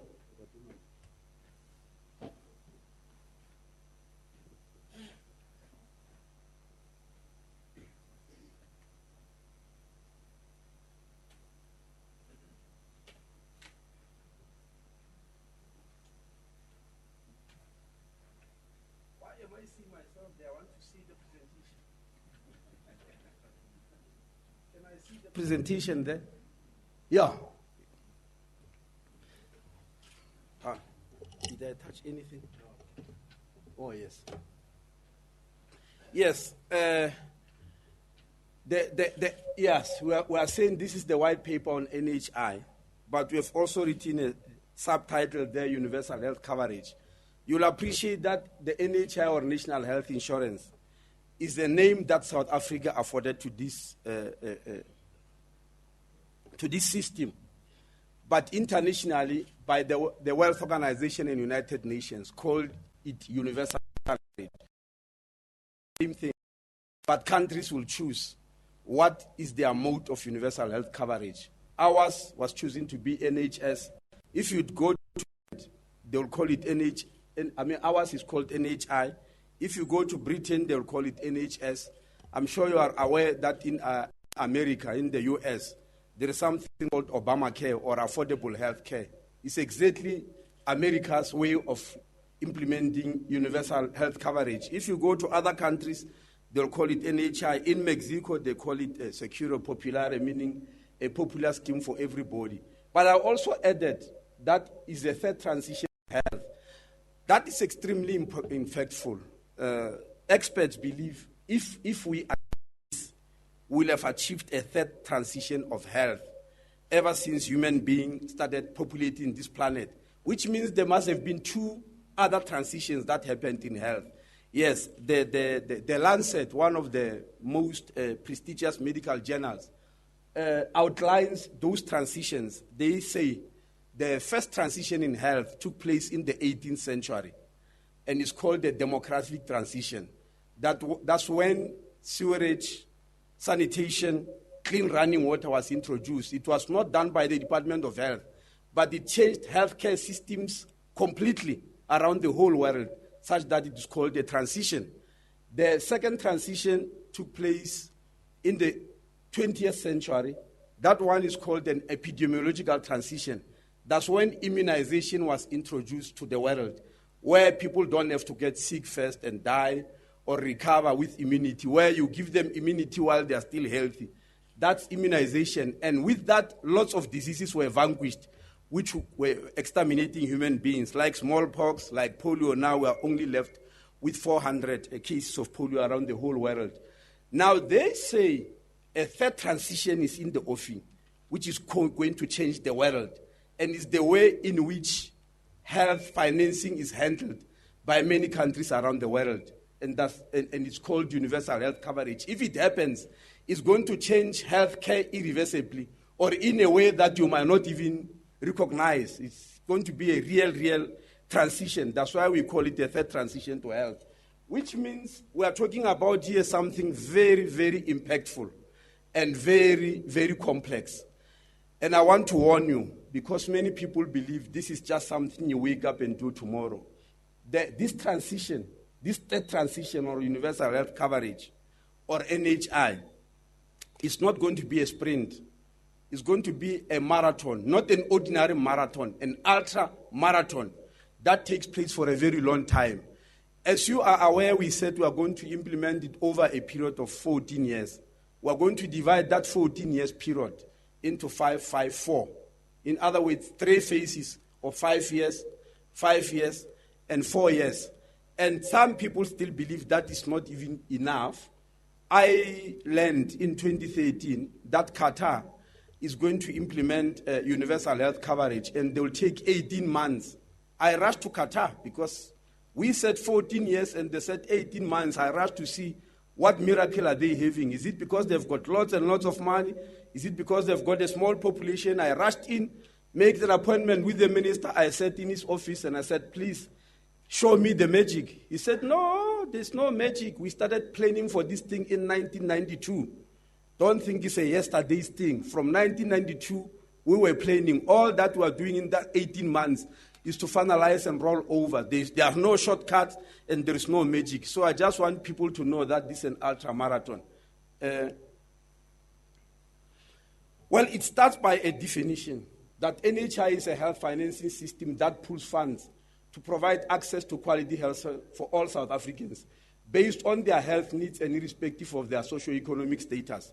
You are going to find that as number 1 in the paragraph 1 of NHI document. As soon as you receive it, you are going to find that definition. It's a little bit longer than that. There is nothing new in that definition. That's already happening. The medical schemes in the country are pooling funds to provide access to quality health services. There are 2 differences. The medical skill pool funds for access to quality health services for a select group of individuals. It's not for the whole population. In NHI, we are saying for the whole population. So that's the main difference. The second difference is that the medical schemes provide that pooling of funds for a select group of individuals and they are classed according to their socio-economic status. Those who are regarded to be very rich are having a better medical aid scheme. Those who are regarded to be in the middle are having, until there are some at the bottom of the ladder. In other words, they are stratified according to their socio-economic status. So the new thing in this third transition to healthcare is that you are pulling funds for the whole population. You don't put people according to select groups. Secondly, you don't classify people according to their socio-economic status. You classify them according to their health needs. That's why it's a transition, and that's why it's a revolution, because in South Africa, that has never happened before. When it happened in England 67 years ago, it was definitely a revolution which the British still respect up to today. But we are also showing that this NHI, the method we are using of pooling funds for everybody and not classifying people according to socio-economic status, is the only way that the sustainable development goals of the United Nations can be undertaken. The National Development Plan of South Africa can be undertaken. The African claims of 1943 are mentioning the same thing. The Dr. Harry Klagman Commission of 1944 and the Freedom Charter, all of them written in different languages. But the history of this whole issue of NHI, that there ought to be changes in the way healthcare is financed, started as early as 1928 with the Commission of Old Age Pensions, then the Collins Commission of Inquiry into NHI, then the 1943 African Claims, then Dr. Henry Klagsman's National Health Service Commission of 1943 to 1944. That one was the nearest where NHI was nearly implemented in Natal by Professor Kak and his wife. But 4 years later, when the National Party came into power, that was vanquished and destroyed. But the Freedom Charter also says it. Then after 1994, we restarted again.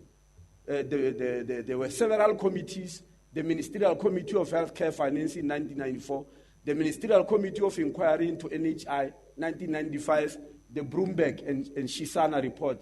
This is the same Shisana I've just introduced you to you. In 1995, she also produced that report. Then the other one by Professor Taylor in 2002, etc. Then, in 2007, the conference of the ANC took a decision that we need to start implementing NHI as it is, and we started, and that's why we produced the green paper. So I just want to show you, it has got a very long history. But I'm taking over a few things. The African, what we want to do and what we are going to see in the white paper comes from all these documents, I can assure you. They come from all these documents, the United Nations one, our National Development Plan, our African Claims, the Freedom Charter. All of them, when you go paragraph by paragraph, you realize that we are implementing what all these documents demanded. And I think it's important, at least for me to mention the African claims. You'll remember that the African claims is a group of claims that were put together by leaders of the ANC at that time, who were asked by Dr. Alfred Puma, because President Roosevelt of the United States and Prime Minister Churchill of England were going to sit to adopt the Atlantic Charter, what the world must look like after the Second World War. But Africa was excluded, and there was a belief that we need to put our own claims. Those claims were in every sphere of life, but these are the claims in health. A drastic overhauling and reorganization of the health service of the country, with due emphasis on preventative medicine, with all that implies in modern public health sense, strongly urge the establishment of free medical health services for all sections of the population, the establishment of a system of school medical service with full staff of medical practitioners, nurses and other health visitors, increased hospital and clinic facilities, both in the rural and urban areas, increased facilities for the training of African doctors, dentists, nurses, sanitary inspectors, health visitors, and a coordinated control finance of health services for the whole Union. 14 December 1943. Believe you me, most of the things you are going to recognize in the white paper are actually there. And this was done in 1943 when we're still the Union of South Africa, not even the Republic of South Africa. Then from there, 1955, the Freedom Charter, there shall be housing, security, and comfort for all. It says a preventative health scheme shall be run by the state. Free medical care and hospitalization shall be provided for all, with special care for mothers and young children. That's exactly what we are going to see us doing in the white paper. But then let's go to the World Health Organization. In their 1978 conference of Alma Ata, which is popularly known as the Alma Ata Declaration, it said in Declaration 2 that the existing gross inequality in the health status of people, particularly between developed and developing countries, as well as within countries, is politically, socially, and economically unacceptable, and therefore of common concern to all. We are going to try and solve this inequality within our country, because it has been said as far back as 1978 that it's unacceptable. Then our own national development plan, there are 7 things which the national development plan say you must do, starting with life expectancy. But then in the middle, it says by 2030, there shall have been a significant shift in equity, efficiency, effectiveness, and quality of healthcare provisioning. And you are going to be seeing a lot of that in the white paper. A shift in equity, in efficiency, in effectiveness, and quality of healthcare provisioning. Then it says, then there shall be universal health coverage, which is exactly the subject of why we're here today. Then you go to United Nations, September 2015, when they adopted the Sustainable Development Goal. There were 17, as you know. Now, the declaration for all 17 of them, I want to read only 3 paragraphs from that declaration. It has got a big bearing on some of the decisions we took on the white paper. It says, on behalf of the people we serve, we have adopted a historic decision on a comprehensive, far-reaching, and people-centered set of universal and transformative goals and targets. We commit ourselves to working tirelessly for full implementation of this agenda by 2030. As we embark on this great collective journey, we pledge that no one will be left behind. Recognizing that dignity of human person is fundamental, we used to see the goals and targets met for all nations and people and for all segments of society, and we will endeavor to reach the furthest behind. That is a very impactful statement. It implies that in the past, whenever we have got programs, we start at the top with the elite. Now, this one, they are saying we'll endeavor to reach the furthest behind. We are going to go on the queue, go behind and say who is right at the end of the queue in terms of civil delivery and bring them to the fore. We are going to do a lot of that in the white paper. So I want you to understand some of the decisions we are going to be taking. We'll be endeavoring to reach the furthest behind, as it was said by the United Nations. Paragraph 3, this is an agenda of unprecedented scope and significance. It is accepted by all countries and is applicable to all, taking into account different national realities, capacities, and levels of development, and respecting national policies and priorities. These are universal goals and targets which involve the entire world, developed and developing countries alike. I want to show, because there's a belief that NHR or universal health coverage is only for rich countries. The United Nations is clearly saying no. Every country must get involved, but we must respect their capacities and their realities. Do it within your reality, but there's nothing that say you can't do it because you are too poor or you can't do it because you are too rich. There's nothing that says that.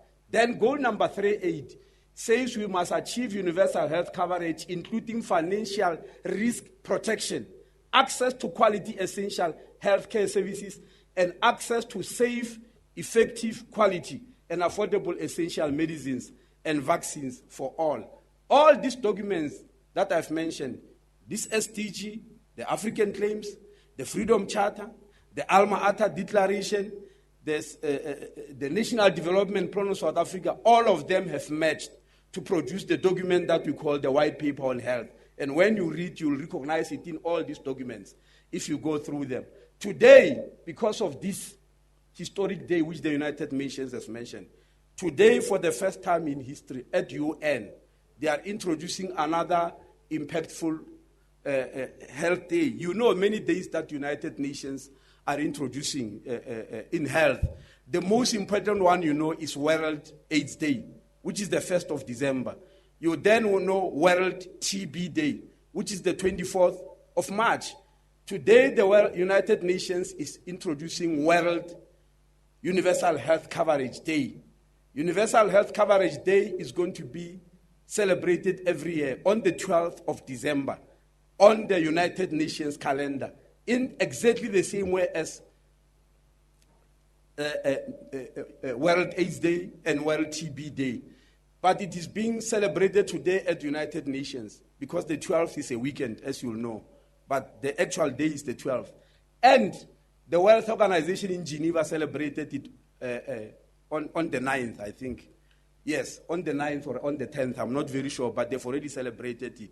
And so every other year we are going to celebrate it on the 12th. Why the 12th of December? The 12th of December is a day on which in 2012, on the 12th of December in 2012, 92 countries signed a resolution at United Nations that the world must change tune and go towards universal health coverage. So when the SDGs were implemented, it was already on the back of 92 countries who signed that declaration and say we want this universal health coverage because the manner in which healthcare is financed favors only certain sections of the population who are mostly the elite, and the poor are always left behind. So that's what I want you to know, that is now on the calendar. But this whole thing, what is the purpose? Firstly, we need to meet population health needs. Secondly, we need to remove financial barriers to health. But we need to reduce incidence of catastrophic healthcare expenditure. What does catastrophic healthcare expenditure mean? In the white paper, it's a footnote. It explains exactly what it means. There are people who go into poverty because somebody got sick at home. Some of them, we've read them in the press, especially people who are regarded as celebrities who are not expected to become poor. And the media gets very fascinated why this person got poor when this person was a soccer star or a musician or, an athletic star who got prizes. Many of them is because of a concept of catastrophic health expenditure. Somebody got sick at home. They had to sell their assets. They had to to mortgage their houses. Just to give a good example, the recent treatment of breast cancer is R500,000. If your wife gets that and they want R500,000 and you want her to leave, what are you going to do? That's the example I can give. Or if your husband is in the ICU, after 6 months, the bill is already 800,000 rand. What are you going to do? It's catastrophic healthcare expenditure. It is said to be, the Secretary General of United Nations, Mr. Ban Ki-moon, says it happens to 150 million people around the world annually, who the United Nations did not regard as poor, but after somebody got sick at home, they get reclassified as poor. That's what is called catastrophic healthcare expenditure. Now, Dr. Margaret Chan, the Director General of the World Organization, outlined 7 structural problems of healthcare, which this universal health coverage must come and solve. And she says every country must look at these problems and see if they occur in their country and solve them. Rising healthcare costs, yet poor access to essential medicines, an emphasis on cure that leaves prevention by the wayside. I'm happy that the documents I read before are emphasizing on prevention. Dr. Margaret Chan says it's no longer happening. The world has moved on to a curative direction, which is expensive and does not produce results. Then she says there's also costly private health care for the privileged few, but second-rate care for everybody else. In South Africa, we know the figures. The problem there, she's saying, is not that. She's not saying the problem is private health care. She says costly. The problem is that it's costly and it's for the privileged few, while everybody else is getting second-rate care. Do we know the numbers in South Africa? Yes. Who's getting costly private health care and is counted as the privileged few? Well, I'm one of them because I've got a medical aid. I'm counting the privileged few. And we are only 8 million in the country. The other 42 million are getting second-rate care, and that cannot be good at all. It's one of the issues that we must resolve, that you can't put 8 million people on good, costly private health care when 42 million people are getting second-rate care. It can't be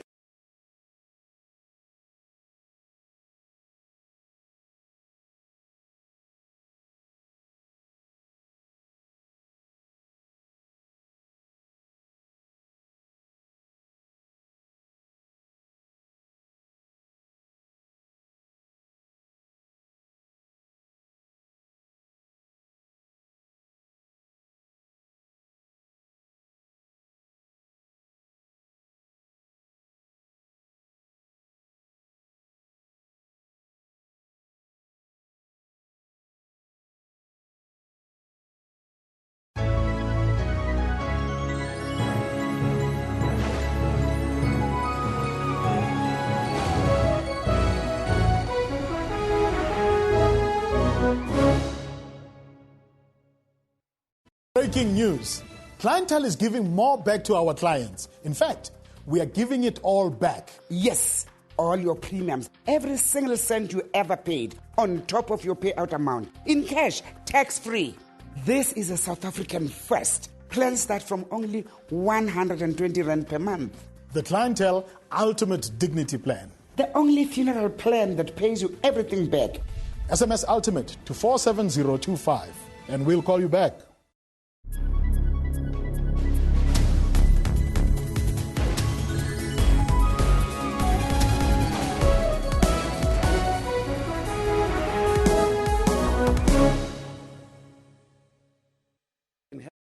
Some even have medical aids, and the hospital just tell them, no, we don't want your medical aid. Pay us cash, you'll go and claim from them. No, but I don't have money. Okay, fine, but we are not taking that medical aid. We want cash now, 20,000 Rand on the table. There is absolutely nothing can do. There are a lot of patients who have been removed from ICU, and I can give you the list if you demand, who have been removed from ICU while they still need ICU, or even sometimes still in coma, where they just say, we found the medical scheme, the money is finished, you need to go to a public hospital. And people have to be taken to the public hospital. This has happened many times. I know it for sure as Steve Biko. As you know, I receive my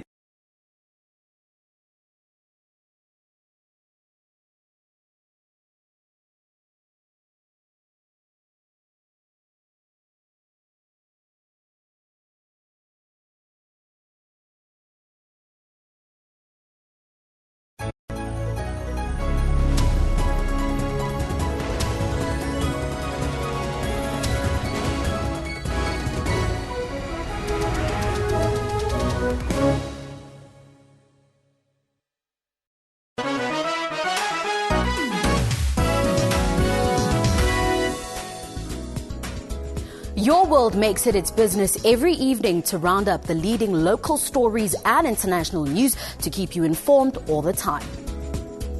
Make a date with Your World every evening for all the news headlines around the world to keep you abreast with knowledge. Catch Your World for headlines across the world every Monday to Friday from 9 p.m, then Saturday and Sunday from 7 p.m. Our eyes are the window to the beautiful wonders of the world, but blindness enhances other senses. Technology has made living with blindness easy. If you look on the side here, it's got like grooves in there. Yeah. So the first one after when it comes together will be 20 Rand, 50 Rand, And if I slide this in, I can see, according to the groups, it's now on 50 Rand. To Steve Kekana, blindness was never a hindrance, but a blessing. You got to know that you are the child of the universe, being blind, and you've got the right to be here. Join your host, Dr. Sello Mutawun, every Saturday from 9 a.m. I'm Peter and I'm production Chetty Miller, SAB Miller, and Hauser Bush Imbev. It's something that I need to learn to say more often. Will together produce around a third of the world's beer. It is a mouthful. Have you ever considered skin bleaching? Nigeria tops the list of African countries with 77% of its women bleaching their skin. Now I can see that it is not good because it affects my face and some of my body parts. Thousands of Arab Israelis and Palestinians participated in a big rally. Flight MH17 was shot down by a Russian-made missile. How those chips may fall is a prediction best left to the currency of time. That's Primetime News, Africa Journal, and Your World on SABC News.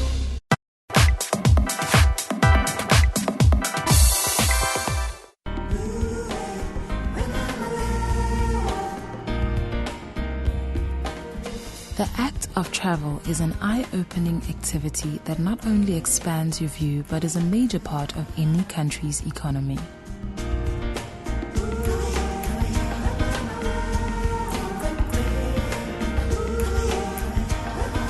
South Africa's spectacular scenery, friendly people and world-class infrastructure make it one of the most desired destinations in the world.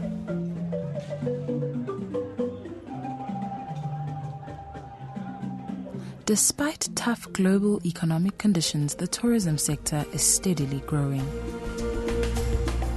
But the idea that one has to go far in order to explore is quickly changing as the sector encourages local exploration. South Africa's history has been one of confrontation, but is now also known as one of reconciliation. World-class sites have been established to commemorate the country's past and celebrate its newfound unity. An area of tourism that is often overlooked is the question of the arts and tourism.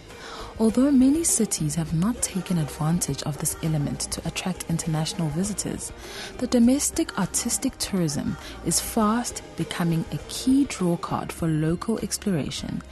A-grade exhibition centers are creating modern spaces to showcase what makes up the African expression. A good dose of creative capital is playing a major role as entrepreneurs create new and exciting ways to sell their products, thus creating new vibrant local spaces that are changing the face of our communities. South Africa has earmarked tourism as a key sector with excellent potential for growth, and a vast amount is being poured into changing the face of our spaces, making them vibrant, urban, and exciting.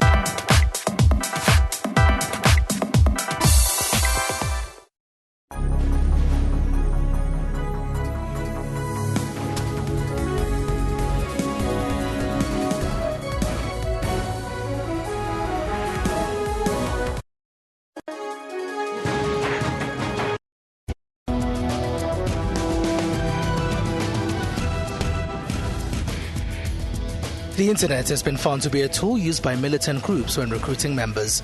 This has forced governments to create tighter internet laws.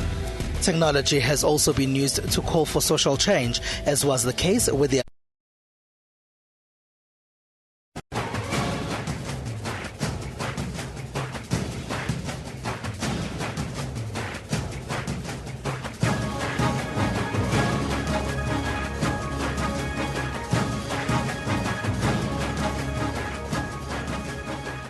It's 1100 hours Central Africa time on this Friday, the 11th of December 2015. This is Newsroom, Jumbo Africa, and a very warm welcome to the final hour. I'm Elvis Preston. I'll be with you until 12 o'clock.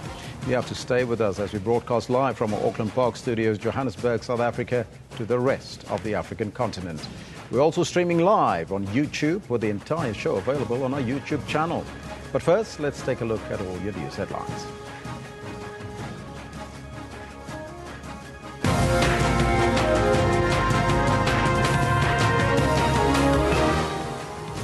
The COP21 Climate Change Summit is scheduled to conclude its talks in Paris in France today after 2 weeks of rigorous debates. Ratings agency Moody's has started to closely monitor any potential policy implications of President Jacob Zuma's decision to remove Nhlanhla Nene as the country's finance minister. Closing arguments are expected to be heard today in a disciplinary hearing of SABC COO Hlaudi Motsoeneng. Those are all your headlines, but first, before we go any further, let's find out from Pearl Shongwe what's happening on the sports front. A very good morning to you. Morning, Elvis. Thanks so much. Now let's take a look at what we have for you in the world of sports. The Court of Arbitration of Sports is expected to announce the outcome to have European football boss and suspended FIFA official Michel Platini's 90-day ban temporarily lifted. COSATU has handed over a memorandum to the South African Rugby Union in Cape Town, calling for transformation within the sport. This as SARU meet today for their annual general meeting, with many thorny issues expected to be discussed. And the Springboks Sevens team could be on the back foot for their Cape Town event to defend the South African leg of the SABC World 7 Series when the tournament kicks off this weekend. And now it's back to you, Elvis. Thank you, Pearl. Let's kick off with our top story this morning. The COP21 Climate Change Summit is scheduled to conclude its talks in Paris, in France, today, after 2 weeks of rigorous debates. But expectations vary from cautiously optimistic to little hope that it will yield a legally binding agreement. Tommy Dixon, our reporter there, compiled this review of the past 2 weeks of negotiations.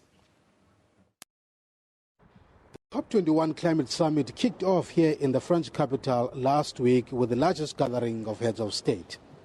This amid tightened security following terror attacks earlier in Paris. The message was clear: to put political pressure on the negotiators to move with speed and produce a legally binding agreement. It worked. Negotiators quickly squared up, and by the end of that week, there was a first draft on the table. Though it was a highly bracketed 49-page draft with a myriad of unresolved and controversial issues, it did boost hopes that a climate deal was possible. The Secretary General of the United Nations also did his bit, nudging parties in bilateral meetings to compromise. We had to fully grasp this momentum, which had been built up already politically, for a change, for better change, to address climate change.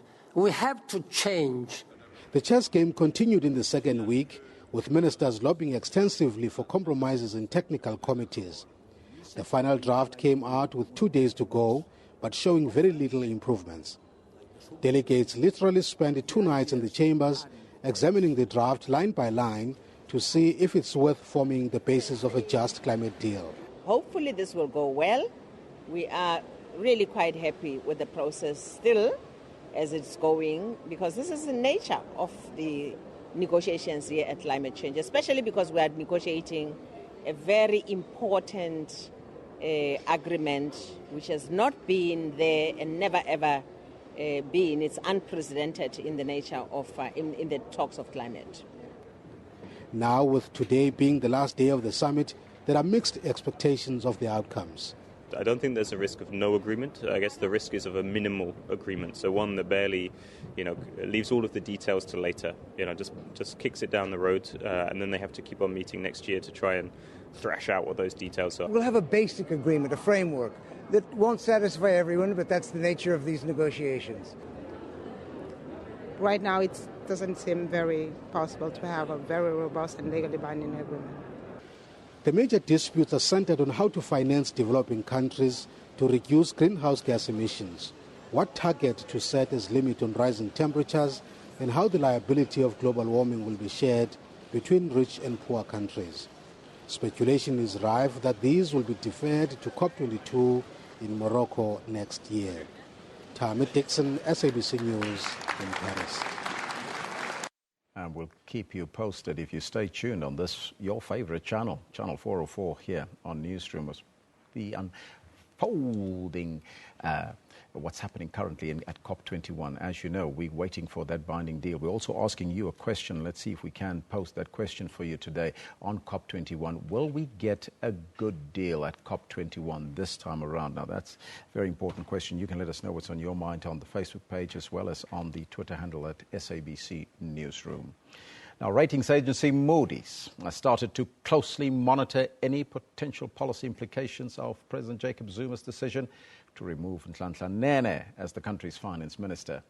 The ratings agency says that fiscal policies are an important factor in its assessment of a country's credit profile.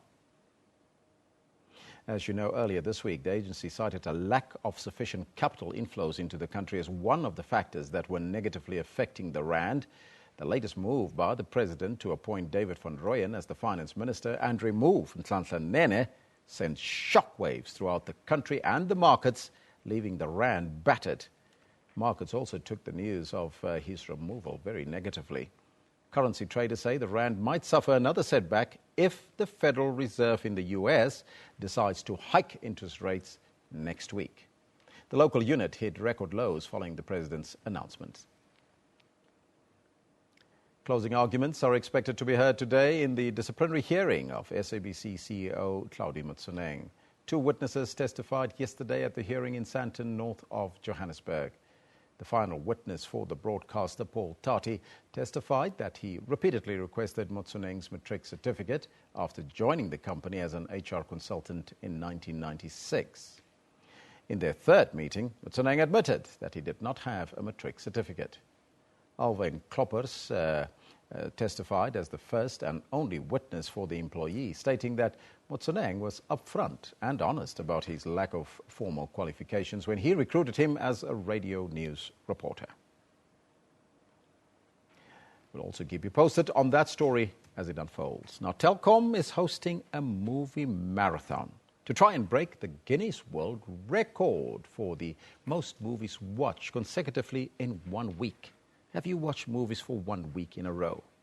The movie marathon has been running for 24 hours since Monday, every day. It will end this Sunday. The past record holder, Suresh Joachim, is attending the event to defend his title. Now, all proceeds from the movie tickets will go to a non-profit organization called Lifeline. Now, in order to break this record, contestants will have to watch more than 122 hours of movies. Now, to tell us more, we are joined in studio by Jackie O'Sullivan, Telkom's Managing Director of Group Communications. A very good morning to you, Jackie, and welcome. Good morning, Alice. Thank you for having me. That sounds like a lot of movies in 1 week. It's an incredible amount of movies, and what's interesting from our perspective is that it's also the first time that the movies have been streamed. So Telkom is using its high-speed broadband fibre. So we wanted to use it as an opportunity to show South Africans how potent and how fantastic fibre can be. It's really the next frontier in terms of technology and enabling you to access content in your home, in your business, and in institutions like government institutions and schools, to be really able to empower people to get access to information. So we thought this was a great way to do it. The schools have closed. We know that people tend to go down to the coast after the 16th. So we thought we'll use this opportunity to provide people in the Gauteng area an opportunity to come and watch some movies. And the interesting thing is, as you said, they can come whenever they like. How many people attended? We have had 11 contestants. So we have 10 South Africans who were selected through a local radio station. We ran a competition to identify them. And then we have, as you pointed out, Suresh. Now, Suresh is Canadian, and he has done this before. Suresh is a fascinating guy. He actually goes around the world breaking endurance records. He even turned his wedding into a record-breaking attempt where he had the world's largest number of groomsmen, bridesmaids, and his bride had the largest bouquet ever. So this is what he does, and he goes around the world raising money for charity. So we're very excited to have Suresh, although I must say the 3 South Africans that we still have are doing really well. They've got to watch the full movie from the opening sequence to the very last credit that goes up on the screen. And then they get 10 minutes break, and then they go on to the next movie. And this has been going on now since Tuesday afternoon. So a 10-minute body break in between after how many hours? After every movie. So generally after about an hour and a half, they get to, the movies must be 90 minutes long, a minimum. and then they can take a break. And some of the contestants have been having cat naps, so they literally lie down and go to sleep for 10 minutes. Some of them get up and jump around. Obviously, we've got a portable shower there. They can jump in the shower quickly. But they really are hanging in there, and it's quite an exciting thing to see. So it ends on Sunday. So how many people have you got left? We have 4 left. And we are just hoping against hope that they stick in there, because obviously we would love to have the record broken. It's a Guinness World Record.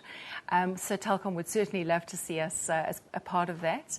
And we'd also love to make sure that there's a South African involved. So if we end up having a South African and perhaps Suresh, or maybe 2 or 3 South Africans still involved, then what we'll do is we'll have a shared title. That's been done previously. How much do they contestants pay to get into the competition, or what happens? No, they were selected through a competition, and they were identified. They had to submit a video to motivate why they thought they were the biggest movie fans. And there are some prizes up for offer for the winners. And we'll be looking to give the South African winner a 50,000 Rand Telkom connected home, which is a great way to see how a connected home using fiber technology can actually make your lives easier. So if it's a Telkom connected home in Canada, if the Canadian contestant win, how are you going to do that? There's a cash prize if it's Suresh who takes the prize. But obviously we'd love to see a South African name in the Guinness Book of Records. Now all the money is going towards Lifeline, all the money collected. Where do you get the money from? From people watching online? No, it's anyone can arrive. We're at the sheds on Fox Street in Newtown. Very secure area, great parking, and it's 30 Rand to enter, and that includes some refreshments as well.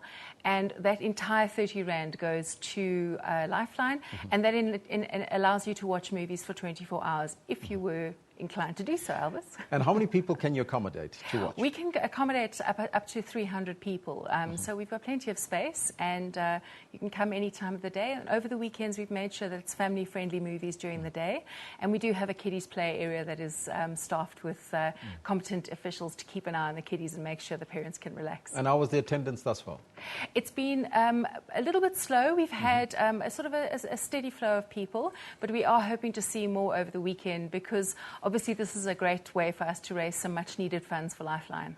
So it's started on Monday, it ends on Sunday.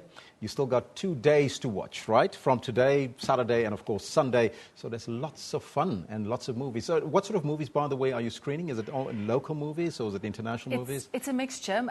Most of them, Ster-Kennecourt DVDs stepped up to assist us with content, mostly from independent studios. And it's quite a mixed bag. And as I say, there are some kiddie-friendlies. We've also got different genres. And we've introduced some quite fun elements. We've got some makeup artists there. So the ushers are done up in makeup, proper studio TV makeup. So we've had zombies showing you to your seats. We've had some horror characters. So it really is a fun event. And those that can't make it to the sheds in Johannesburg and Fox Street, they can watch online. We're not streaming online. We don't have rights for that. But we are keeping everybody informed through the Telkom Movie Marathon Facebook page, and they're welcome to go and see how the contestants are doing. Jackie, thank you so much for joining us here in studio. Thanks, Elvis. And good luck. Now, that's Jackie O'Sullivan from Telkom. They got a movie marathon happening here in Johannesburg. Now, you can go out there tonight or even today, anytime during the course of the day, and it's 24 hours up until Sunday, you can go watch a movie. But let's take a break right now, and we'll be right back after that.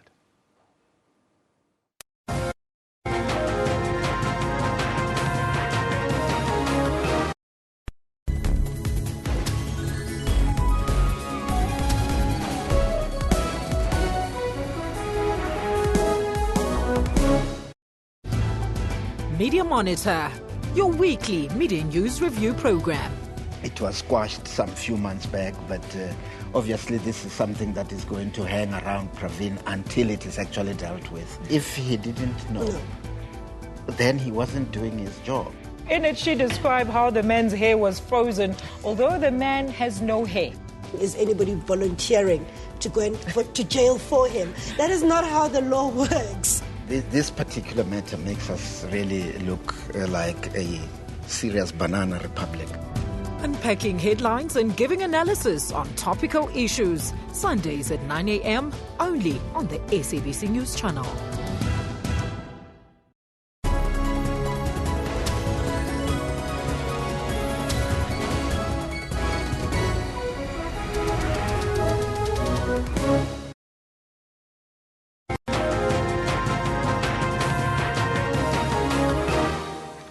You're back with Newsroom. Very good morning. If you've just joined us, time for us now to take a look at what else is happening around the country here in South Africa. Now, members of the public, well, they're invited to the open day of the Solplaatje University construction site.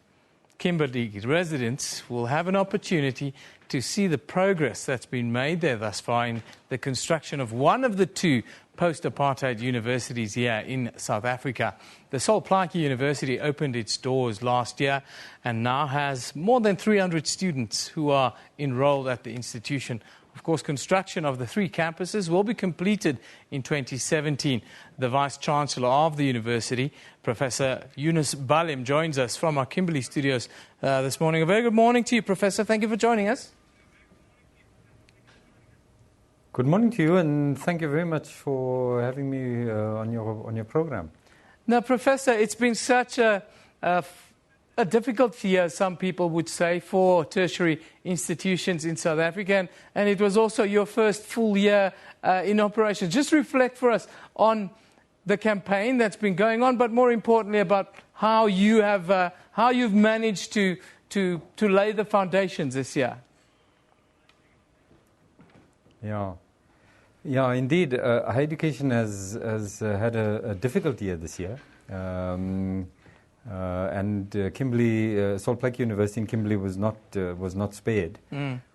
We have weathered the storm reasonably well. One of the particular problems that we face is that by far the largest proportion of our students are unable to pay any fees, let alone a zero fee increase. And so a zero fee increase for our students is helpful, of course, but it doesn't really go anywhere, because if we're not able to raise funding, our students are not able to study.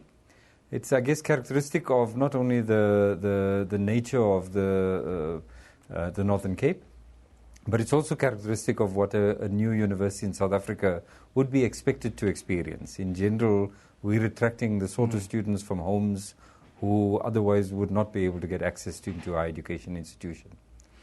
Now, your institution is a little bit of a construction site still. Tell us about the construction going on, the progress, but also about the open day that you're putting forward. Yeah. Well, we started the university in existing buildings that we refurbished. We put about 50 million rand into refurbishing existing buildings.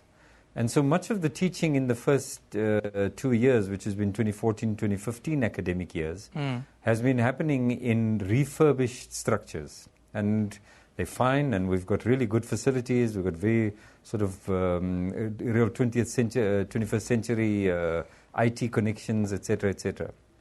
In parallel, we've invested about 850 million rand in establishing 3 new buildings, which we built essentially from scratch, almost in the center of town.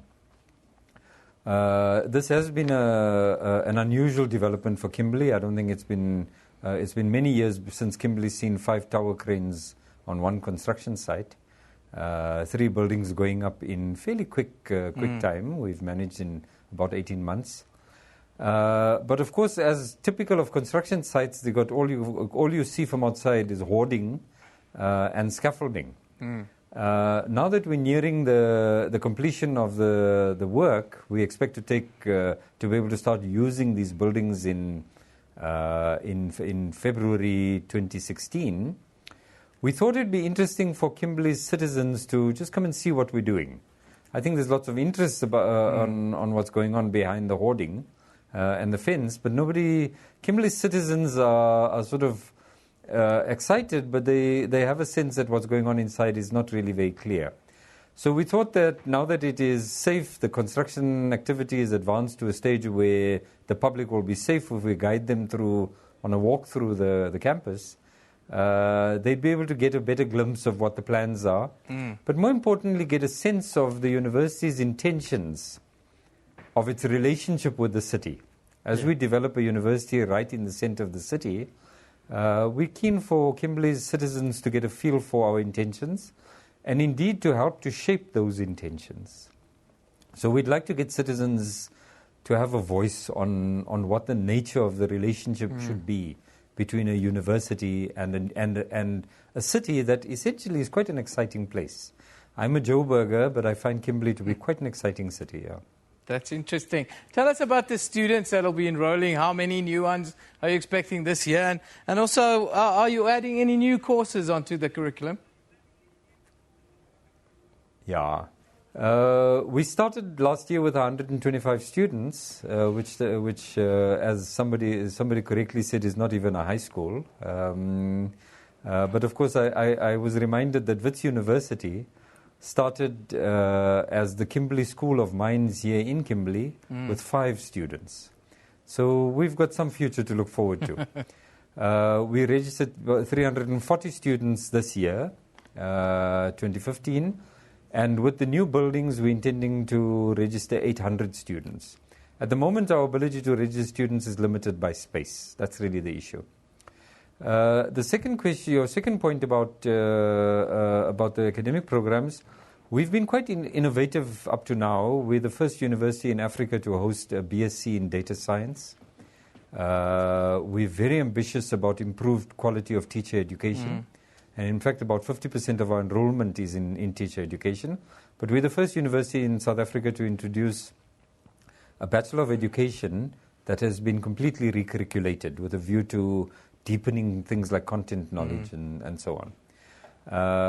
We're also ambitious about heritage studies. This is a part of the world where I guess one can say that the first human beings spoke the first human language.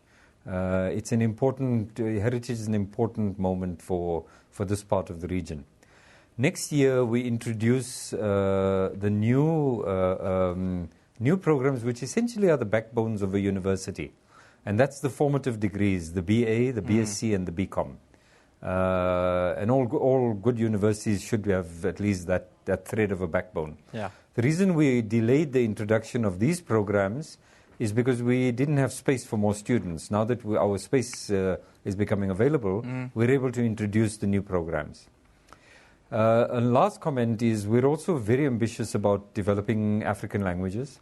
So we already have our first staff member, which hopefully will be the colonel of a center for creative writing in African languages. And we hope to be able to do that as one of the niche programs at this university. Yeah. Fantastic. Professor, thank you for joining us. That's Professor Yusuf Balim, joining us in Kimberley. He's the Vice Chancellor of the Sol Plaatje University. Of course, they've just completed their first year with 340 students. And as you can hear, that the plans are massive for building a university in one of the areas that has lacked in the past. Now, we move on to the Northwest Province, who will soon have new number plates. The Provincial Department of Public Safety and Transport has just rolled out new number plates with upgraded security features. It's envisaged that the enhanced security features will eliminate the problem of cloning. Now, our journalist there, Tsolofelo Matiberi, attended the launch and managed to talk to the Northwest MEC for Public Safety and Transport on why the province has come up with new number plates for the third time now. That we are facing a very serious challenge with the current number plates in our country. People are using the current number plate to do all sorts of things, including committing crime. So we saw it fit and necessary as the province to come up with a new system, innovate new methods of trying to deal with all the challenges that we are facing. So that is why in trying to address challenges that we are confronted with, we saw it necessary to launch this new securitized number plate.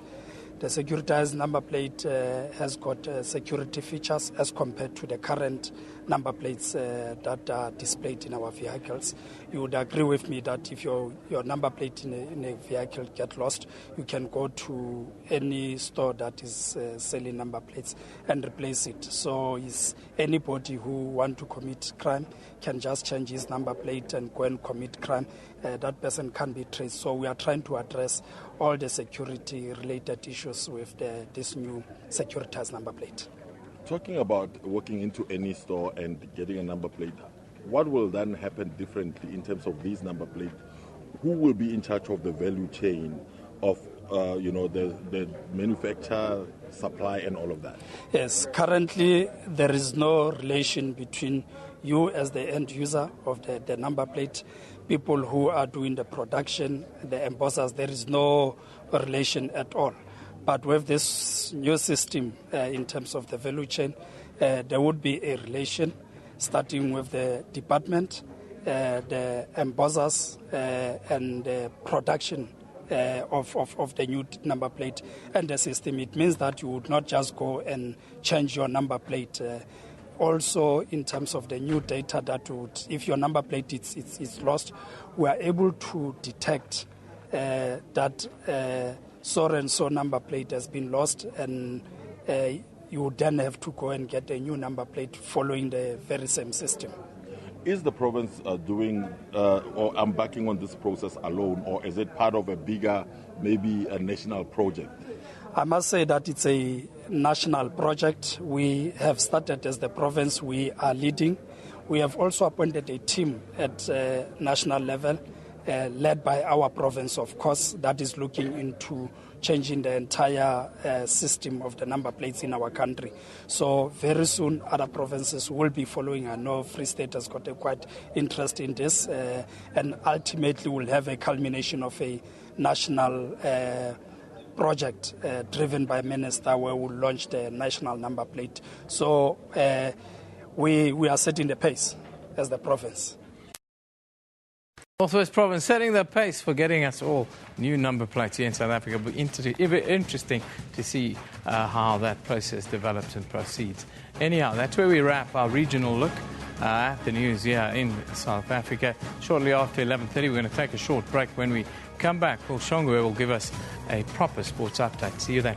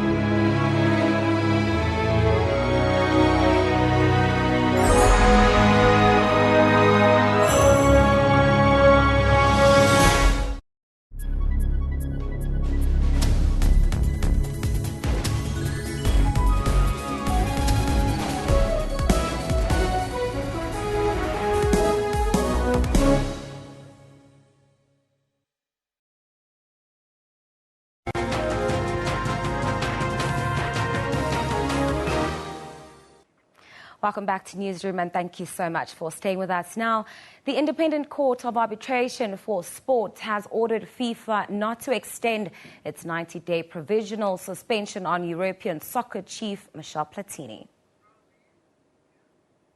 The court says doing so would be an unjustified restriction of his access to justice.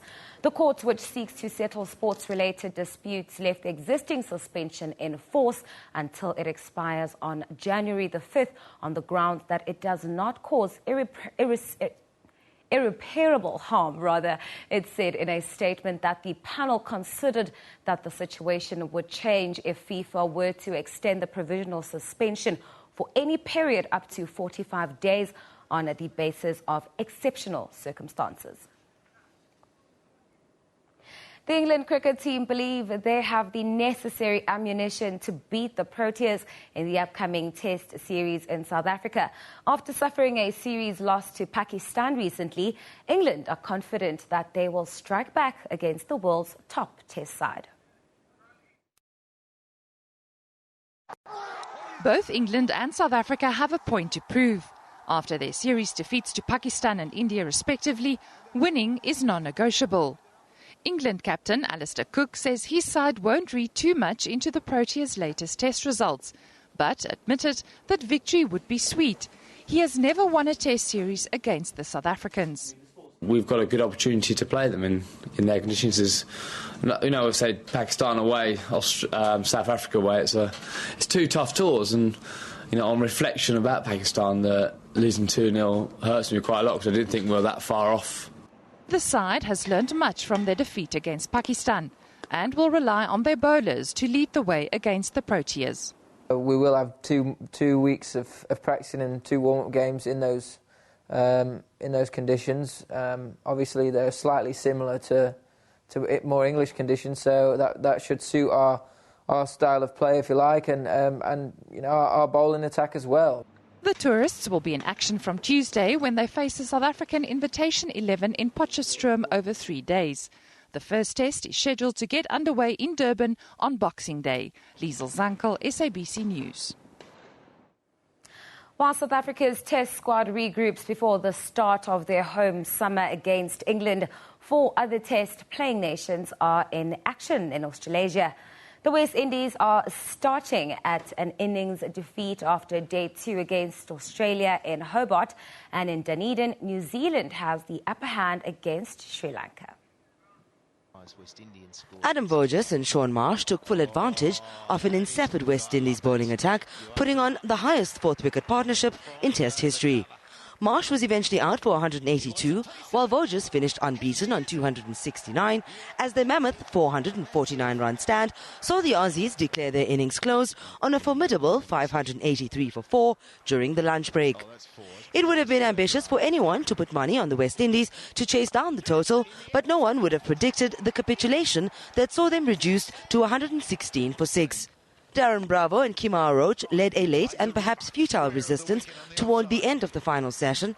The pair put on an unbeaten 91-run partnership and were unbeaten on 94 and 31 respectively, as the West Indies ended day 2 on 207 for 6, still 376 runs behind Australia's first innings total. Across the ditch, the Kiwis dominated proceedings against the Sri Lankans. New Zealand posted a first innings total of 431 early on day 2. Dinesh Chandimal and Dimuth Karunaratne shared a 122-run third-wicket partnership, but the host's 4-pronged pace attack took a wicket apiece to ensure that the visitors finished on 197 for 4, still trailing by 234 runs. Samantha Mari, SABC News. COSATU has handed over a memorandum to the South African Rugby Union in Cape Town, calling for transformation within the sport. The memorandum was accepted by SARU President Oregon Hoskins. COSATU has previously come out strongly against what it calls the slow pace of transformation in rugby. Last night, SARU met with COSATU. COSATU in the province says it was tasked by the national body with taking the process of engagement with SARU forward. It says 20 years into democracy, there should be more than what is happening. We're going to start the process of engagement around transformation in rugby with SARU, the sponsors and government, because we've got to find a solution that ensures rugby belongs to all of our people and it's supported by all South Africans. Hoskins welcomed the engagement with COSATU, saying that dialogue with stakeholders, including labour and business, is important. I want to encourage you to come with us, to walk with us on this journey of rugby transformation and sport transformation, in particular cricket and rugby, because we have massive challenges. COSATU's memorandum deals with, among others, the need for transformation at all levels of rugby and to put support, funding and infrastructure into all levels of the sport. Mariska Botha, SABC News, Cape Town. Meanwhile, the SA Rugby Union will meet today for their annual general meeting, with many thorny issues expected to be discussed. A new coach may not be one of the outcomes, though, as SARU have said they are not in a rush to replace Heineke Meyer, who resigned just 8 days ago. The Springboks' next tour is in June 2016. SARU President Oregon Hoskins has not ruled out hiring a foreign coach, however, but has denied reports that former Stormers coach Alistair Coetzee is a certainty for the job. The pressure to show more effort to gain transformation within the sport has been growing, and last night COSATU handed over a memorandum to the union in Cape Town calling for transformation in the sport. The memorandum was accepted by SARU President Oregon Hoskins. The national body's distribution of funds to the unions is also expected to be on the agenda. The Springbok Sevens captain Carl Brown will play in his 50th tournament for the Springbok Sevens, while Dylan Sage will make his South African debut and Roscoe Speckman is back for the Cape Town Sevens this coming weekend. The squad was announced in Cape Town. However, there have been changes which are as a result of injuries to Cecil Africa and Werner Kok. Announcing his squad for the home tournament, coach Neil Powell confirmed Kok had undergone knee surgery and that the World Rugby Sevens Player of the Year would be out of action for at least 6 months. Africa will be sidelined for the next 2 weeks. And I think the guys will be keen to grab the opportunity and make the best out of it. And both had a good tournament in Dubai and they both played well and they get the opportunity now. So really looking forward to what they're capable of playing on the weekend. The loss of 2 quality players like Kok and Africa would be a setback to any team, but the Blitzboks are in the fortunate position that the academy system is producing players capable of making the setup. Speckman replaces Africa after a superb performance last week for the Samurai in Dubai. The Puma Speedster has already played in 6 World Series tournaments. The strongly built Sage in for Kok played on the wing for the Ikes in the Varsity Cup earlier this year and is equally at home amongst the Sevens forwards. The 23-year-old recently signed a Saru Sevens contract and has played on numerous occasions for the successful Saru Sevens Academy. Yeah, it was a little bit easy this weekend because a lot of guys, the guys will always tell you and help you where you could do wrong or right, and that's the nicest thing about the setup. It's not about individuals, it's about the system. It's a very special occasion. Obviously, making my debut is a special occasion in itself, but to be a part of it in Cape Town is just the cherry on top. The Springbok Sevens will be defending their home title and are aiming for a 3rd straight cup win on home soil after 2 successive wins in Port Elizabeth. And finally, World Athletics head Sebastian Coe has defended the awarding of the 2021 World Championships to Eugene without a bidding process as perfectly legitimate. The decision is now the focus of an investigation by French prosecutors. Speaking in a radio interview, Coe explained that it was not unprecedented for decisions to be made without a bidding process. This was not without precedent, and B, the council made a judgment that for the foreseeable future there were not. I mean, it grieves me to say this, but the powerhouse of United States track and field that we see at the Olympic Games is not replicated across their country. They did not have cities like Miami, Chicago, Los Angeles falling over themselves to stage this. Yeah. And this was a city that was put forward not by the IAAF, it was put forward actually by United States track and field. And that is all from the sports desk for now. Your weather details follow now.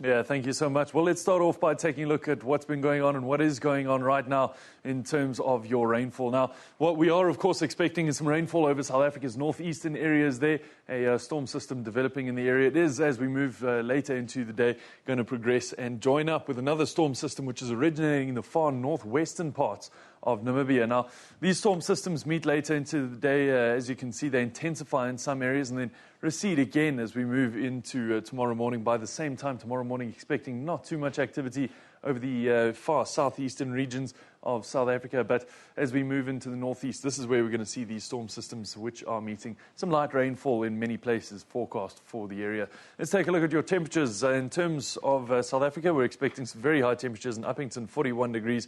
Pretoria peaks at 38 degrees, so another hot one in the northeast there, but isolated showers later into the afternoon expected to bring some of those temperatures down.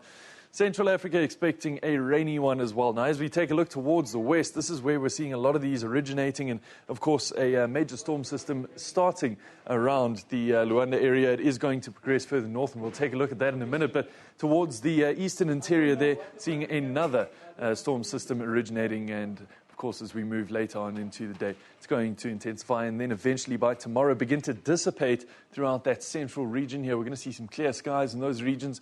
Most of the time, some partly cloudy skies and high level cloud cover coming in.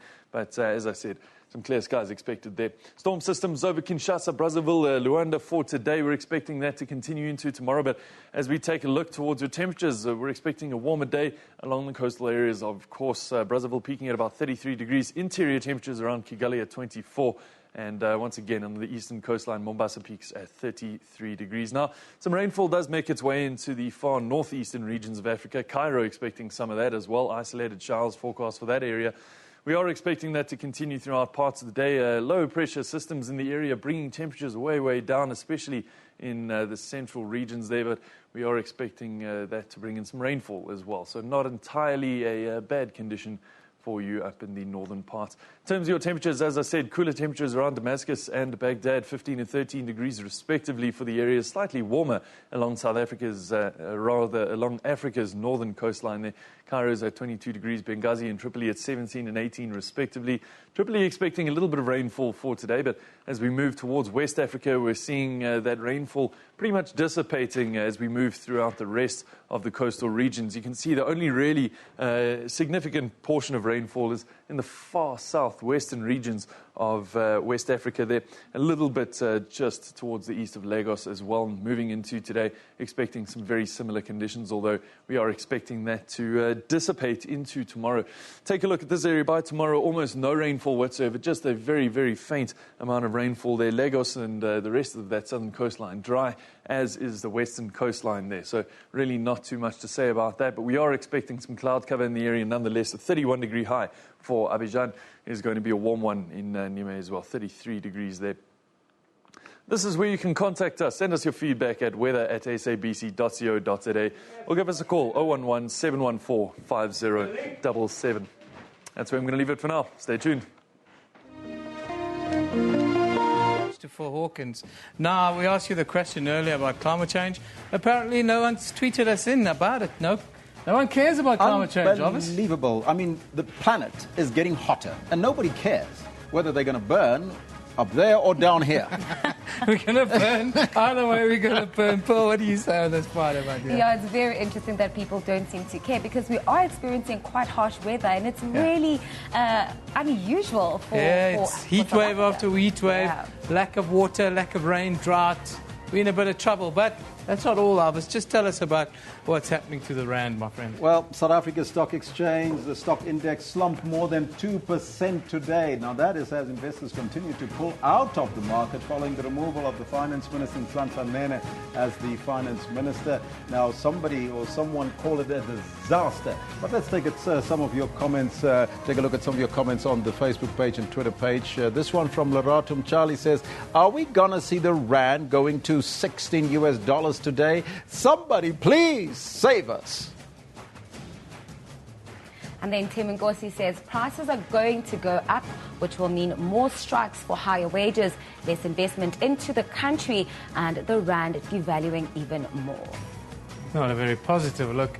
Gerard Versaaf says, in global terms, South Africans have theoretically become almost 10% poorer today due to the rand devaluation, unless you owned a bit of gold. Gold, that is, yes. Now, of course, as you know, if you travel abroad today, you'll probably pay about 60 to 80 rand for a cup of coffee. Buti Manak says, since Trevor Manuel, every my ANC Minister of Finance started from a tumbling rand. We question the credibility and the qualification of Des van Rooyen, so says Buti Manak. That should be the final word today. Adam Black says rand in free fall now, and it will only get worse as panicked overseas investors and locals' capital flee like a petrol truck set on fire. Also a pessimistic view. Dr. Dan says, my South African friends are panicking about the falling rand. Don't worry, guys, I'm in Zimbo. I can walk you through this, he says. Yeah, it's nice to have a sense of humour about these things. It's Friday. Trust you've had a good week. Enjoy a restful weekend as we get into the festive season, guys. Yes, of course. And if you do drive, arrive alive and stay alive. Absolutely. Do take care. Yep, there's a lot of roadworks in the middle of the country on the N1, so be patient. You're not going to get there faster this time of the year. Bye-bye. Ciao for now. Cheers.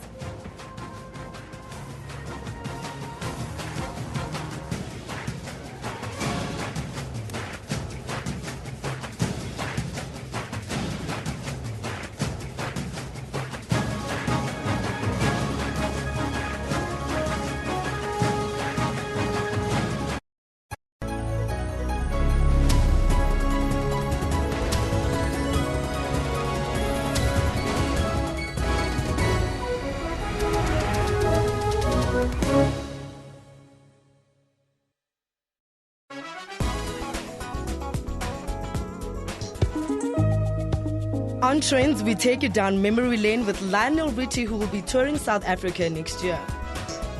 Just saying. We pick up the best of movies to lead you to a joyous weekend full of action. South African Fashion Week was back with a bang, showing off new designs for 2016. Mikasa's Home Sweet Home album will keep you dancing this festive season. For more entertainment news, join your host Refulo Mula every Friday at 9 p.m.